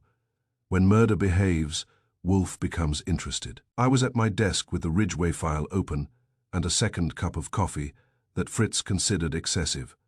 Fritz is wrong about many things, but he is always right about coffee. He just refuses to admit it. Wolfe sat down behind his desk, folded his hands and said, "Inspector Kramer will perform for us today." I looked up. He will love that. Wolfe's eyes were placid. He will not love it. He will do it, I said. What is the performance? A public announcement, Wolfe replied. He will state that the elevator logs of Ridgeway Tower will be audited by an independent safety inspector. I blinked. Safety inspector. Yes, Wolfe said. An impartial authority. It suggests that the machine's truth will be examined by someone who does not care about Ridgeway's embarrassment or its vendor's proprietary vanity that will create discomfort. I leaned back. Discomfort creates motion. Precisely, Wolfe said. If Gordon Vale has been editing technician mode entries, he will attempt to protect himself. If Nolan Reed has been buying special routing, he will attempt to delay scrutiny. If Victor Halstead has been lending his authority to improper use, he will attempt to bury it in procedure. Pressure will make the skipper move. You want someone to react, I said. Wolfe's mouth tightened faintly. I want someone to reveal what he fears. I called Kramer, he answered with the sound of traffic in the background and irritation already warmed up. What? Good morning to you too, I said. Wolfe has a suggestion. I got enough suggestions, Kramer snapped. I got a dead contractor, a ghost floor, and a building full of people who keep saying maintenance. Yes, I said. Now add this, announce that Ridgeway's elevator logs will be audited by an independent safety inspector. There was a pause. Then Kramer said, "Why?" "Because Wolfe says so," I replied. Kramer made a sound that might have been a growl. "Tell him I'm not his errand boy." I glanced at Wolfe.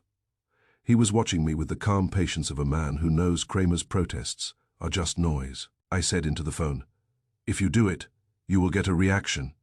If you do not, you will get a building that keeps smiling and hiding keys." Kramer grunted. "Fine, I'll do it.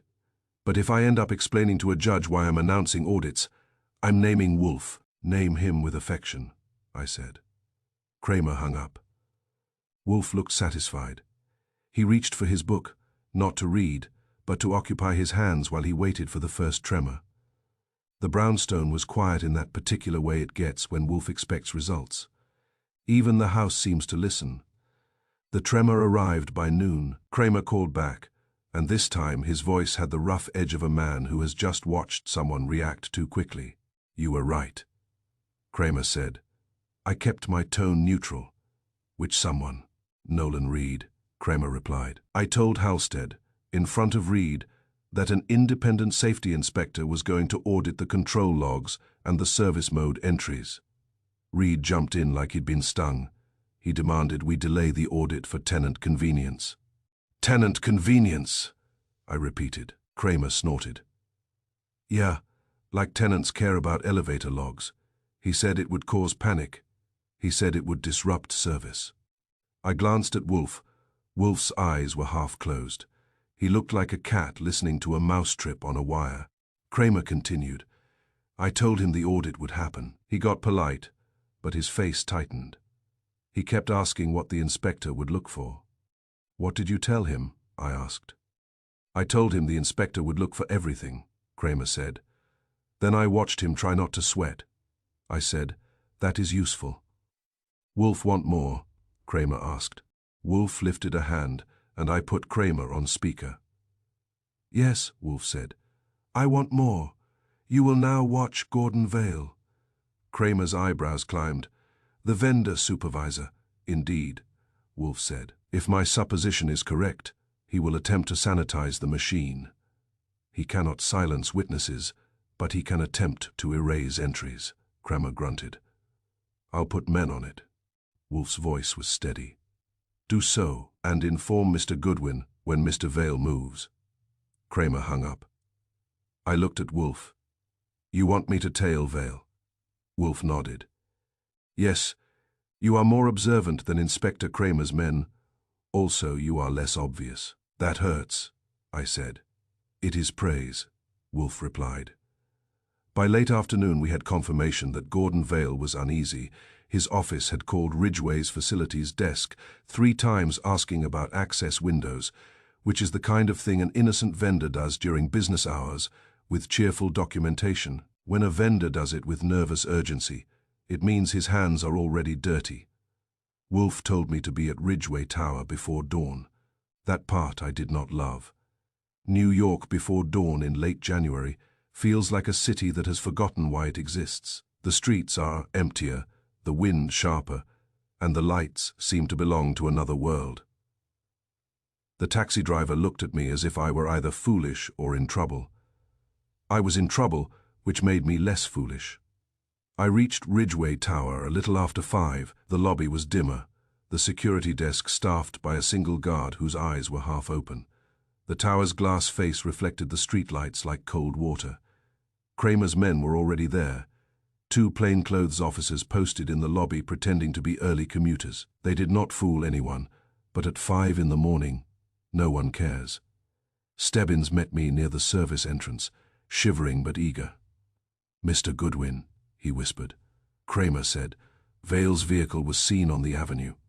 He might be here." "Keep your eyes open," I said. "Keep your mouth shut, and if you need to sneeze, do it into your soul." Stebbins blinked. "Yes, sir." We waited. At 5:27 a.m., the service door opened, and Gordon Vale walked in as if he owned the building. He was a tall man with a contractor's confidence, wearing a heavy coat and carrying a hard case that did not look like a tool case, meant for show. It looked like a case meant for access. He nodded at the guard and held up an ID badge. The guard waved him through, sleepy and obedient, because vendors with confidence are treated like part of the building. That is how buildings get betrayed. Vale did not go to the passenger elevators. He went straight to the freight bank. I followed at a distance that made me feel like a man tailing a shadow. Stebbins trailed behind me, trying to be invisible and succeeding only in being nervous. Vale used a keycard, then entered a code on the panel. The freight elevator doors opened, and he stepped inside without hesitation. I saw the small motion of his hand toward the service panel. He knew exactly where it was. When the doors began to close, I slipped into the adjacent freight car with Stebbins. The cars hummed upward. The lights inside made our faces look tired and honest, which is not how I enjoy looking. At 11, Vale's elevator paused. I heard the chime. Then a second chime in quick succession. Ding, ding. The sound hit my nerves like a nail. It was the same report we had from the witness. A stop that didn't want to be counted. Stebbins' eyes widened. He mouthed. That. I nodded. Vale's elevator did not open its public doors at 11. It held, then moved again.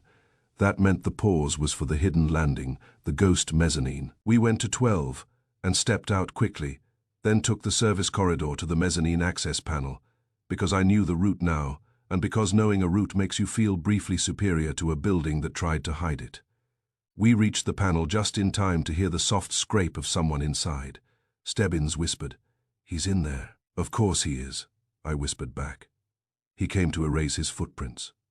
From inside the mezzanine came faint mechanical clicks, like a man working quickly. A few seconds later, there was the sound of paper shifting. Paper, not just tools. That mattered. Kramer's men had positioned themselves on the far end, near the freight control closet. I had agreed to be the eyes and let them be the fists, because I prefer my fists to remain strictly rhetorical. I stepped back, waited until the panel opened, and then stepped forward. Gordon Vale emerged, startled for the first time I had seen him. He looked at me, then at Stebbins, and his eyes flicked toward the corridor, as if searching for an exit. "The mezzanine does not provide exits for frightened men," I said. "Good morning, Mr. Vale. Nice hour for routine maintenance." Vale's jaw tightened. "Who are you?" "Archie Goodwin," I said. "I'm here for the same reason you are. The elevator lies, and I don't like it." Vale tried for scorn. "This is a building matter. You shouldn't be here." "And yet," I said. "You are." Before he could answer, Kramer's men stepped in from the far end. One of them said, "Gordon Vale. Hold it right there." Vale's face went pale, then hard. "This is ridiculous." Stebbins said, "We saw you access the control panel." Vale snapped, "I am authorized. Authorized to wipe logs." One of the men said. Vale froze. That was the line that landed. Not authorized, not maintenance. Wipe Kramer's men moved past him into the freight control closet, and one of them called out. He was in the system. He was attempting to wipe technician mode entries. Vale's shoulders sagged slightly, the way a man's do when the building he trusted to keep his secrets decides to keep records instead. I looked at him, protecting proprietary settings. Vale's eyes flashed. "Yes, that's exactly it. Proprietary configurations. I don't want an independent inspector poking around our settings." "Innocent technicians don't erase timestamps," I said. Vale's jaw clenched. "You don't understand how these systems work," I said. "I understand enough. You came before dawn, you used a master key. You accessed technician mode. You attempted to wipe entries. You did not come to fix a squeaky door." Stebbins swallowed.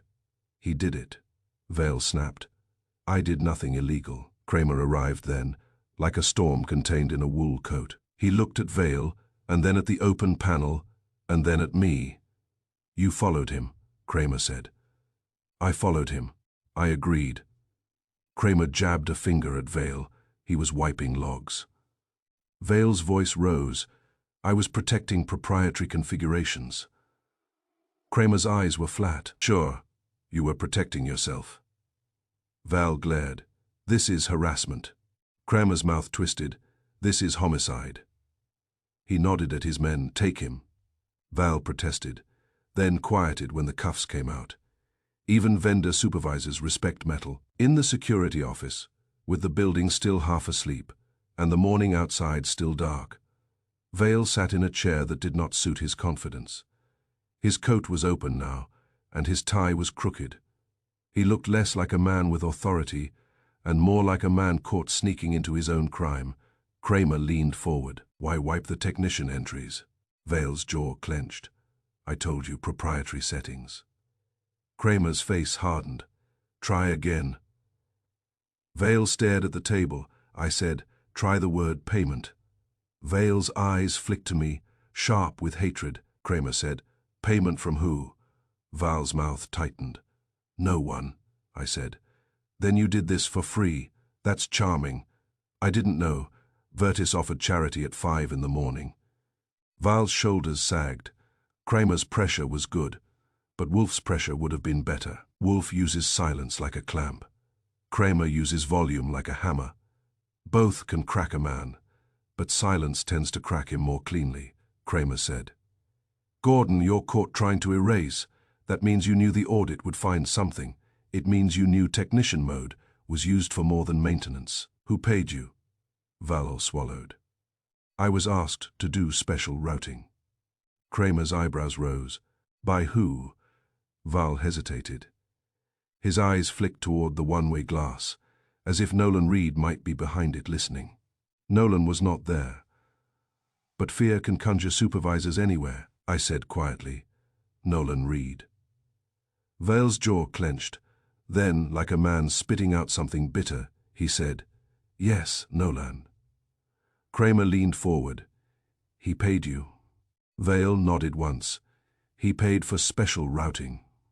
Kramer's voice went hard. Special routing to what? The ghost floor. Val's eyes flared. It was just to speed deliveries. I laughed once because sometimes laughter is the only proper response to a lie that's lazy. Speed deliveries, with a secret mezzanine. Vale snapped. Ridgeway has sensitive material, equipment, documents. They wanted discreet movement. Kramer's eyes narrowed. Discreet enough to hide a man. Vale swallowed. I said, deliveries don't require a ghost floor. Vale's voice rose. You don't know the building, I said. I know enough. I know Warren Pike is dead. I know the elevator paused between floors. I know technician mode was used. I know you came before dawn to wipe entries, and I know you were paid. That is not speed. That is concealment. Kramer slapped a palm lightly on the table. Did you know about Pike? Vale's face went pale again. Number, I didn't kill anyone. Kramer leaned in. Did you know the ghost floor was being used for exchanges? Vale's eyes darted. I knew they used the mezz sometimes. For what? Kramer demanded. Vale swallowed. Paper, envelopes, I didn't ask. They told me it was internal. Kramer's eyes hardened. Internal is what people say when they don't want to say illegal. Vale's jaw tightened. I'm a technician, and yet you erased timestamps, I said. Vale's shoulders sagged. I didn't want this to become an inspection circus. Vertis has contracts. If an independent inspector sees technician mode being used outside protocol, it becomes a mess. Kramer snorted. It already is a mess. A man is dead. Vale went quiet then, and it was not the quiet of innocence. It was the quiet of a man who realizes he cannot talk his way back to normal. I stepped out and called Wolfe from the lobby because Wolfe should get the satisfaction immediately. The lobby was still dim. A few early tenants crossed with coffee cups, eyes down, believing their building was safe because it looked expensive. Wolfe answered. Report. Pressure worked, I said. Kramer announced an independent safety audit of the elevator logs. Nolan Reed reacted immediately, demanded the audit be delayed for tenant convenience, and kept asking what the inspector would look for. Next morning before dawn, Gordon Vale came to the tower. I tailed him. He accessed the elevator control panel with a master key and went into technician mode. Kramer's men caught him attempting to wipe technician mode entries from the control log, under questioning. Vale admitted Nolan paid him for special routing. Vale claims it was only to speed deliveries, but he acknowledged the ghost mez was used for paper and envelopes. Wolfe was silent for a beat, and I could hear the brownstones quiet behind his voice, calm and warm, as if crime could not disturb it unless Wolfe allowed it. Then Wolfe said, "Excellent," I said. He tried the proprietary settings excuse. Wolfe's voice was dry. Innocent technicians do not erase timestamps. "Exactly," I said. "Now what?" Wolfe's tone sharpened slightly. "Now we use Mr. Vale as a lever. He has admitted payment. He has admitted special routing. He has admitted the ghost floor's purpose. We will require him to specify dates, times, and who attended these discreet exchanges. That will bring us to Mr. Pike's final route and the final person who met him." "And Nolan Reed," I said.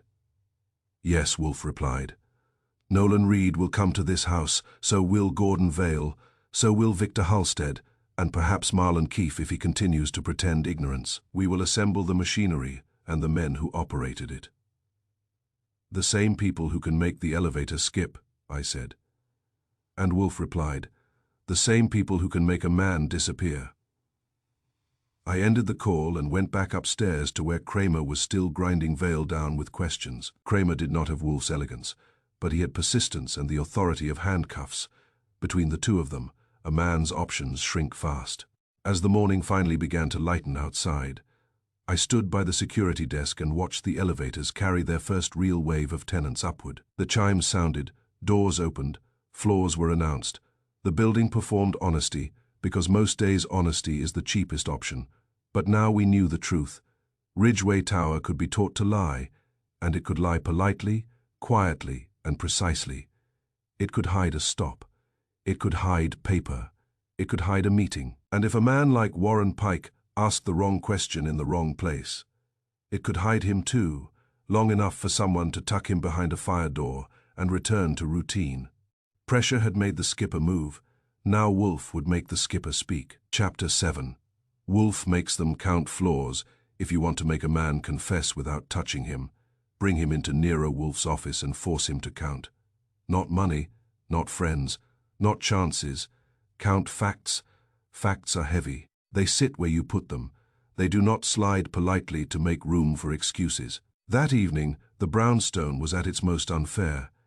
It offered warmth, good furniture, and the faint, steady promise of Fritz's cooking, as if it were an ordinary winter night when the worst trouble would be a burned sauce. The street outside was still January, hard and grey and impatient, but inside Wolfe's house, the air was controlled, like the air in his plant rooms upstairs, where orchids bloom because Wolfe insists they do. I had arranged the chairs. I had also arranged the evidence on Wolfe's desk in a neat row, because Wolfe likes his facts aligned. And because aligned facts look like a trap. Inspector Kramer arrived first, because he enjoys being first only if it means someone else will be last. He had his hat in his hand and irritation in his face. "You got a whole party," he said. Wolfe did not bother to look up from the paper in front of him. "An assembly," Kramer snorted. "Same thing." "No," Wolfe said. "A party has cake. This has consequences." Stebbins hovered behind Kramer with a folder clutched like a religious text. He was trying not to look excited and failing. Then Victor Halstead came in. Ridgeway's security chief looked as if he had spent the day trying to iron panic out of his suit. He was still neat, but now his neatness looked defensive, like a man wearing Polish as armor. He shook my hand at the door with a grip that tried to be firm and came out damp. "Mr. Goodwin, Mr. Halstead," I said, "your building keeps sending us souvenirs." He did not smile. He sat in the chair Wolfe indicated and kept his hands folded, which is what men do when they want their hands to look innocent. Gordon Vale arrived next, escorted by 2 of Kramer's men. The vendor supervisor from Vertis Elevator Systems still had contractor confidence.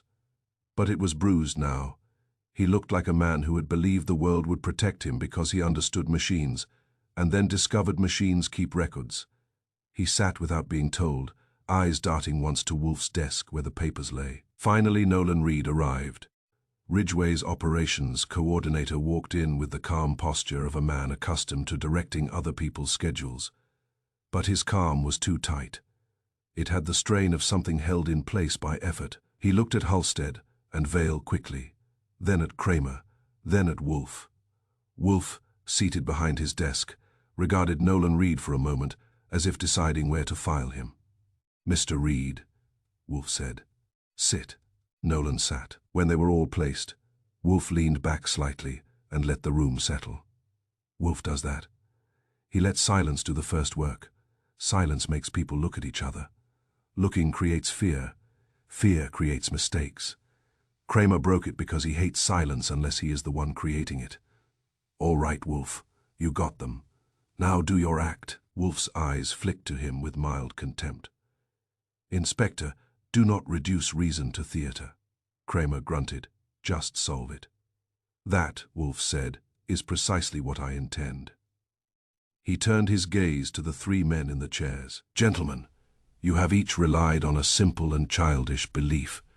You have believed that if you can confuse the root, you can confuse the truth." Halstead stiffened. Vale's jaw tightened. Nolan's eyes narrowed. Wolfe continued. "You used a building, a machine, and an unlisted space as instruments. You created witnesses who miscount logs, that omit, and a flaw that does not exist on tenant directories. Now you will count flaws properly, because I will make you." Kramer muttered. "That's nice." Wolfe ignored him. "Mr. Goodwin," Wolfe said, begging with the root. I stood, because standing in Wolfe's office during an office gathering is part of the ritual, and because my legs were restless. "All right," I said, cheerful enough to irritate them. "We are going to walk through it on paper, not with our feet. That way no one can claim the stairs made them dizzy." I picked up my notebook and faced the row of men. "Lobby," I said. "Warren Pike signs in. He receives a temporary keycard with service access. He carries a long tool case with red tape near the handle. Everyone agrees on that, right?" Halstead nodded stiffly. Vale said nothing. Nolan's mouth tightened, but he nodded once. "Next," I said. "Freight elevator. The building later claims he went to 12, because that is where his work order said he would deliver a signed checklist to finance. That work order is real. It also creates a neat expectation. People remember the destination, not the danger." Wolfe's voice came in, calm and exact. Witnesses miscount because they remember labeled flaws, not the unlisted space between. Halstead said sharply, "That is speculation." Wolfe looked at him. "It is observation. You have depended on it. That is why you did not label the mezzanine." Halstead's face reddened. I continued, "Technician mode. A priority run at 8:18 a.m. overrides normal stops. It bypasses selected floors and can suppress standard stop records. That is in the elevator control log." Kramer spoke, voice hard. "Priority run at 8:18 logged. Override flag, technician engagement, initiated with vendor access." Vale's eyes flicked toward Kramer, then away. Wolfe lifted a hand slightly. "Continue." "Technician mode allows the elevator to access a service landing that tenants do not know exists," I said. "The ghost mezzanine. It is between floors. It is not in directories. It can be reached only by engaging a key switch and code, and it can be made to appear as if nothing happened." Vale snapped. "That is a misuse."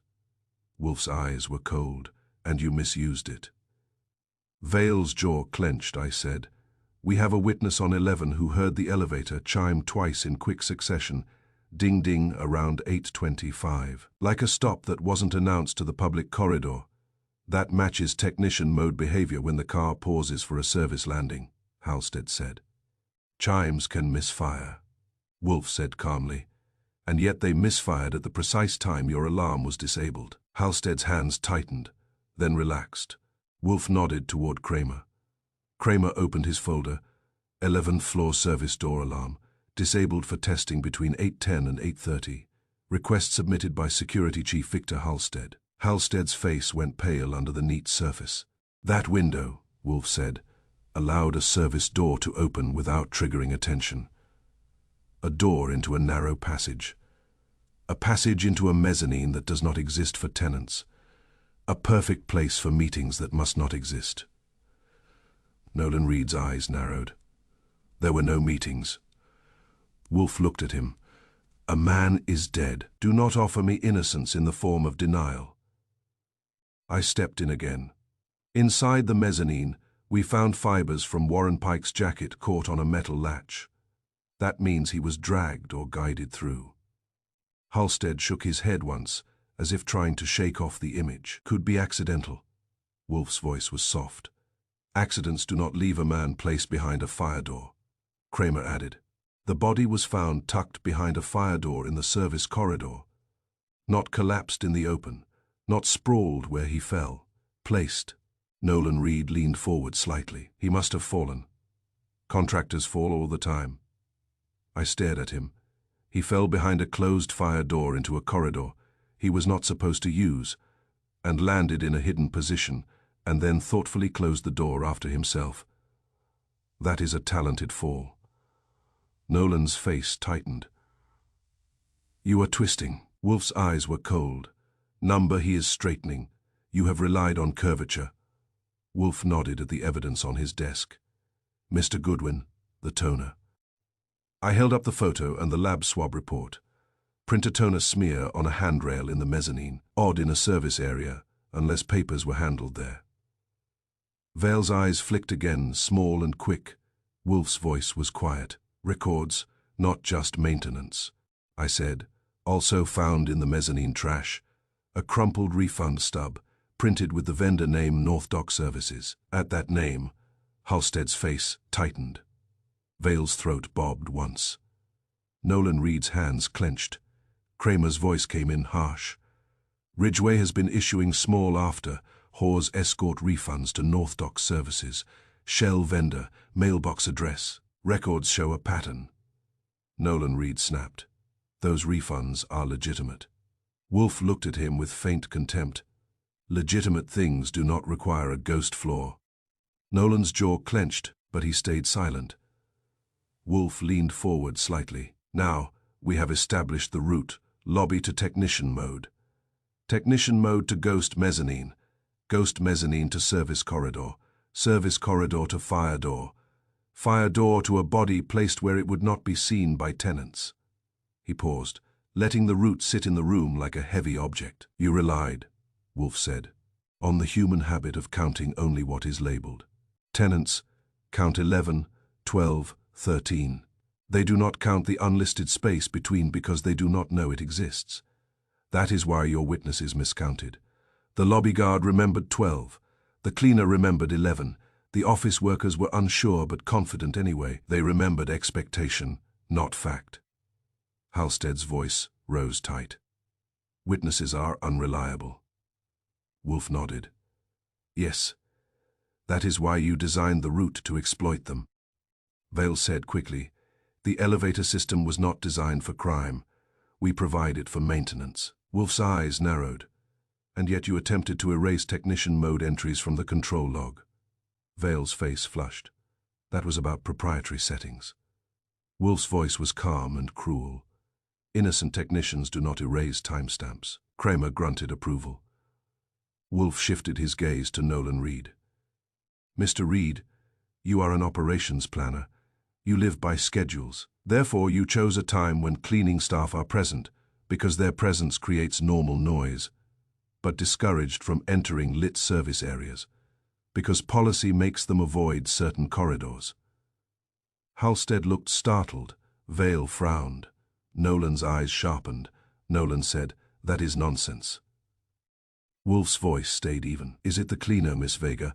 Rode the service elevator at the appropriate time. She saw Pike. She had a cart.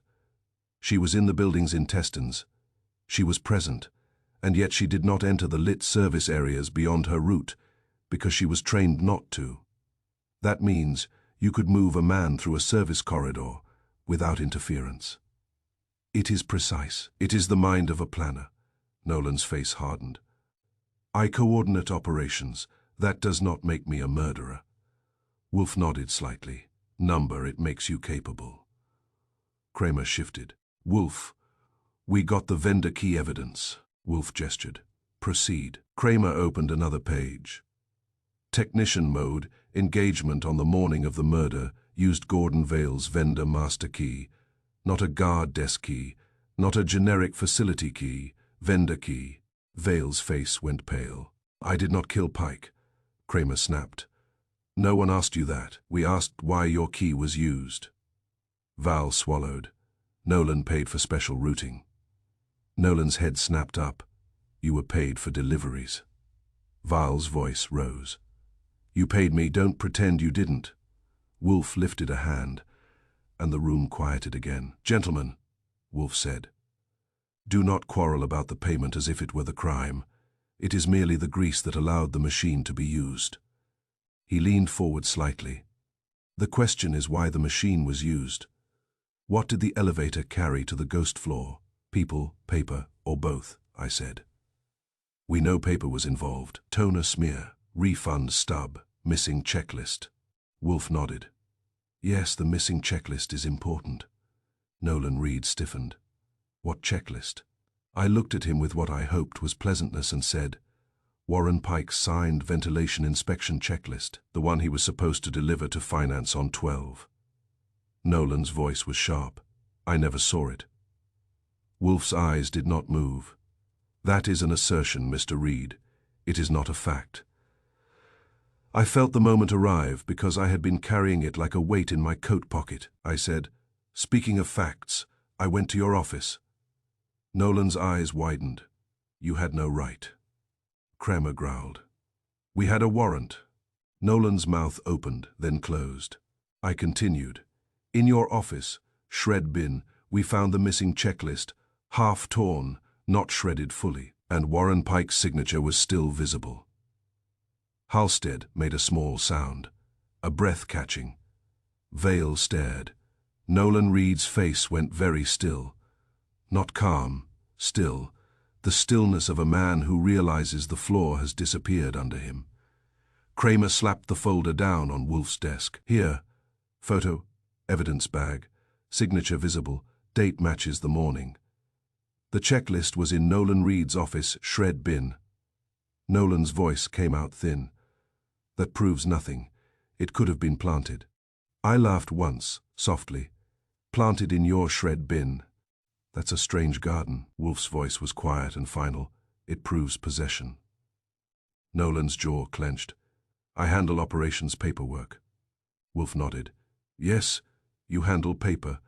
That is why paper was moved through the ghost floor. You needed a place where paper could change hands without the labeled world noticing. Nolan snapped. You are inventing. Wolfe's eyes narrowed. Number you invented. We are merely reading your invention. He turned to Vale. Mr. Vale, you claim technician mode is rarely used, yet logs show it was activated 3 times earlier in January, always during low-traffic morning windows. Practice. Vale's face flushed. Those were tests.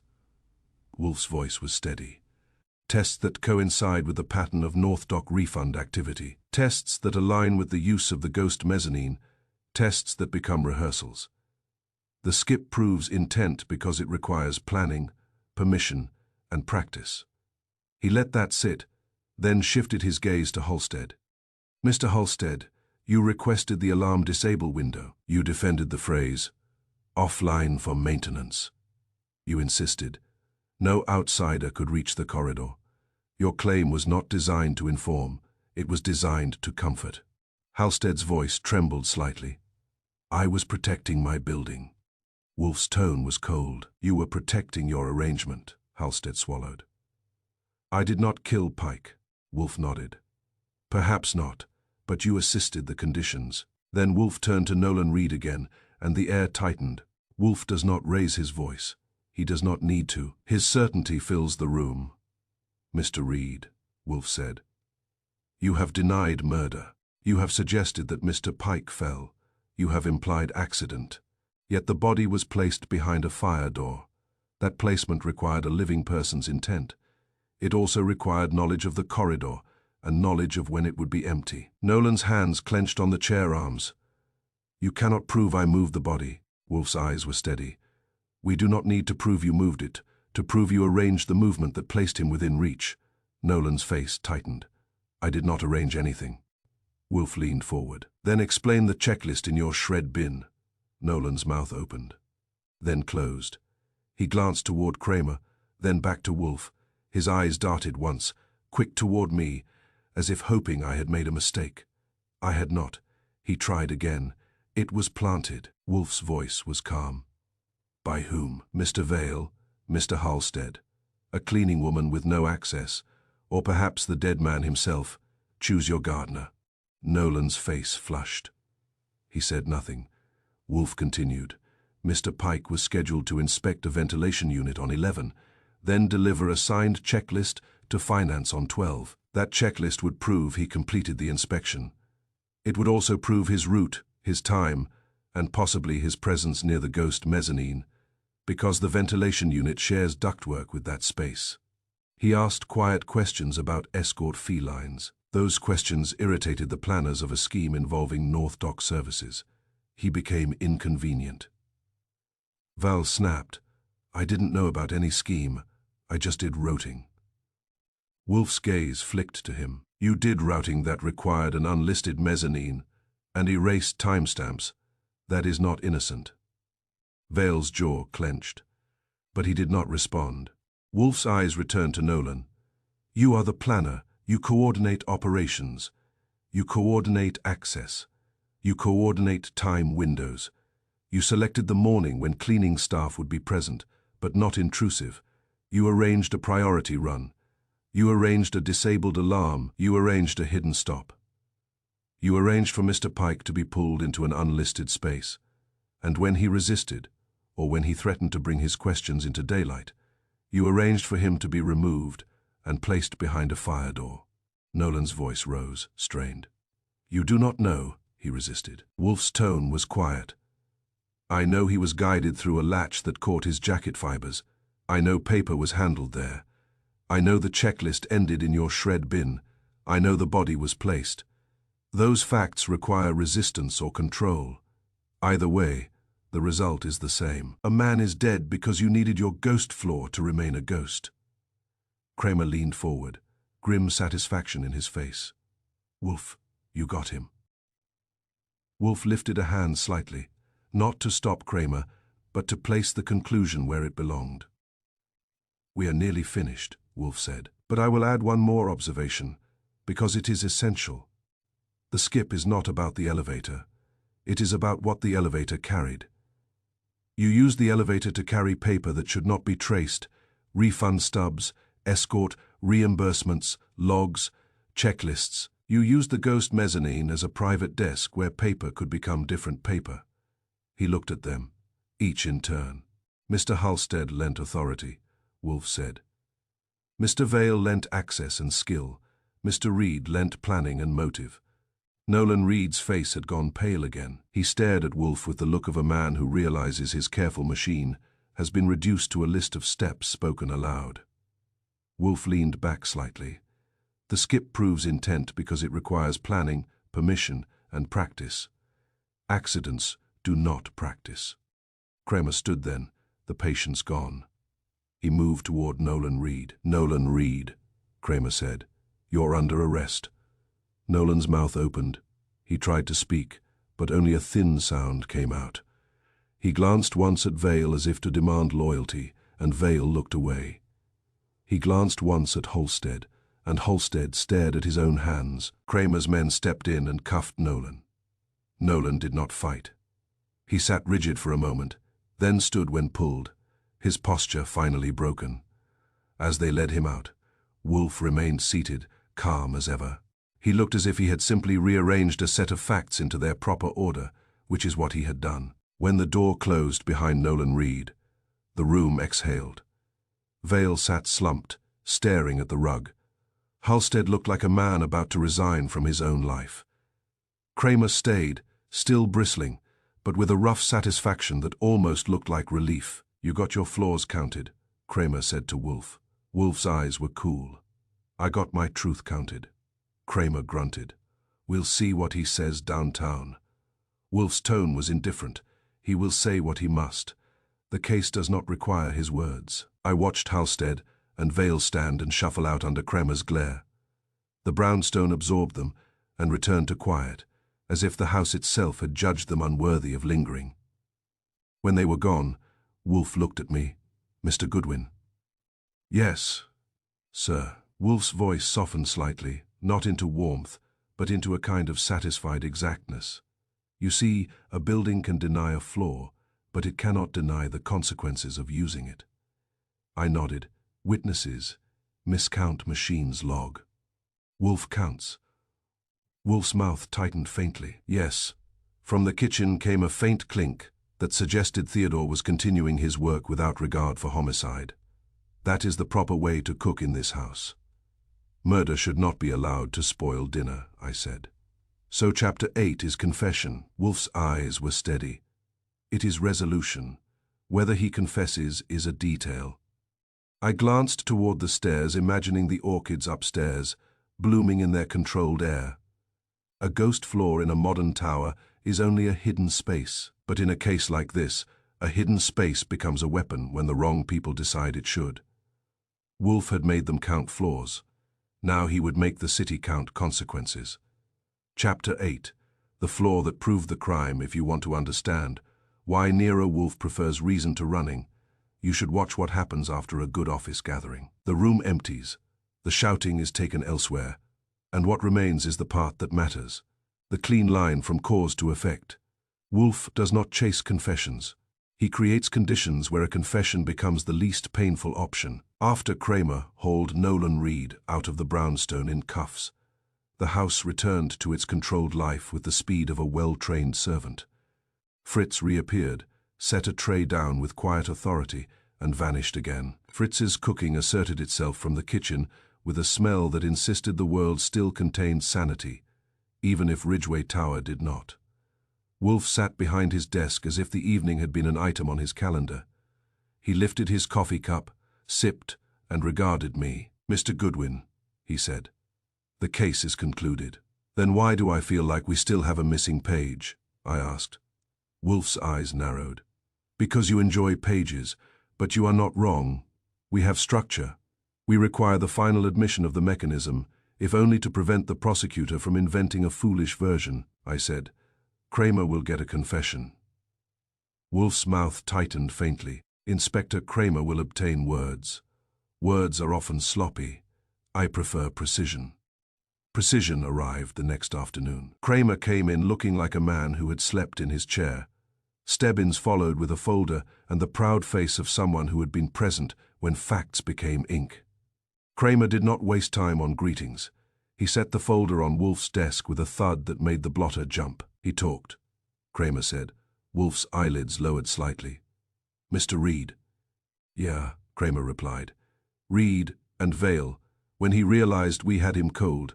You want the story? You got it. Wolfe nodded once. Proceed. Kramer opened the folder, and his voice took on the reluctant respect he gets when a case ties itself up neatly. Nolan Reed admits the scheme, Kramer said. He used that ghost mezzanine to exchange refund paperwork tied to North Dock Services. Said it kept the paper off camera, off tenant eyes, and away from the normal corridors. Wolfe's voice was soft. As we concluded. Kramer continued. Gordon Vale enabled it. He programmed the elevator to do the skip. Priority run. Technician mode holds. Service landing access. The whole trick. He also showed Reed how to suppress the stop record and how to make the chime behave. Vale admits he wiped or attempted to wipe technician entries during key windows. Wolfe's eyes stayed steady. Innocent technicians do not erase timestamps. Kramer snorted. I heard you the first time. He flipped a page. Warren Pike stumbled onto it. Pike arrived early for his inspection and saw the corridor exchange. He had already asked a finance clerk about his escort fee line appearing twice, then disappearing, Reed didn't like that. Pike asked again that morning, more direct. I said, quiet questions irritate planners. Kramer nodded grudgingly. That's what you said. Reed says he decided Pike was a risk. Pike knew too much about the access irregularities. Reed used Pike's work order against him. Wolfe's brows lifted slightly. The checklist. Kramer tapped the paper. Yes, Reed lured Pike into the freight elevator under the guise of signing the checklist on 12 and delivering it to finance. Pike believed he was following procedure. Reed triggered technician mode and stopped at the ghost floor. Reed says he wanted to scare Pike into silence. Wolfe's gaze sharpened, and the result. Kramer's voice went flat. Reed threatened him in the mezzanine. Pike refused. Reed struck him once. Said it wasn't planned, that Pike pushed him. Same excuse they all use. Then Reed dragged or guided the body through the service corridor and placed it behind the fire door. Deliberate placement. Just like you said. Reed admits the skip was meant to confuse witnesses and make Pike's route untraceable. I leaned back, and instead it became the signature of planning. Kramer nodded. Exactly. Machines don't improvise, they obey. Wolfe's eyes narrowed, pleased. Continue, Kramer said. Val confirms. He disabled logs during key windows and coached Reed on using the maintenance excuse. Halstead isn't charged with murder, but we have him for falsifying reports and for the alarm disable request. He'll sing about who told him what. Reed and Vale are both charged. Fraud charges are expanding. The North Dock shell is collapsing. We have refund stubs, the Mez trash evidence, the control logs, and the checklist from Reed's shred bin. Wolfe nodded once, satisfied, as if someone had corrected a typo on a page he cared about. Kramer shut the folder. So you happy? Wolfe's eyes were cool. I am satisfied. Kramer grunted. Same thing. No, Wolfe said. Happiness is for children and fools. Satisfaction is for competent men. Kramer glared, then almost smiled, which is as close as he gets to agreement. He turned and left, dragging Stebbins with him like a loyal appendix.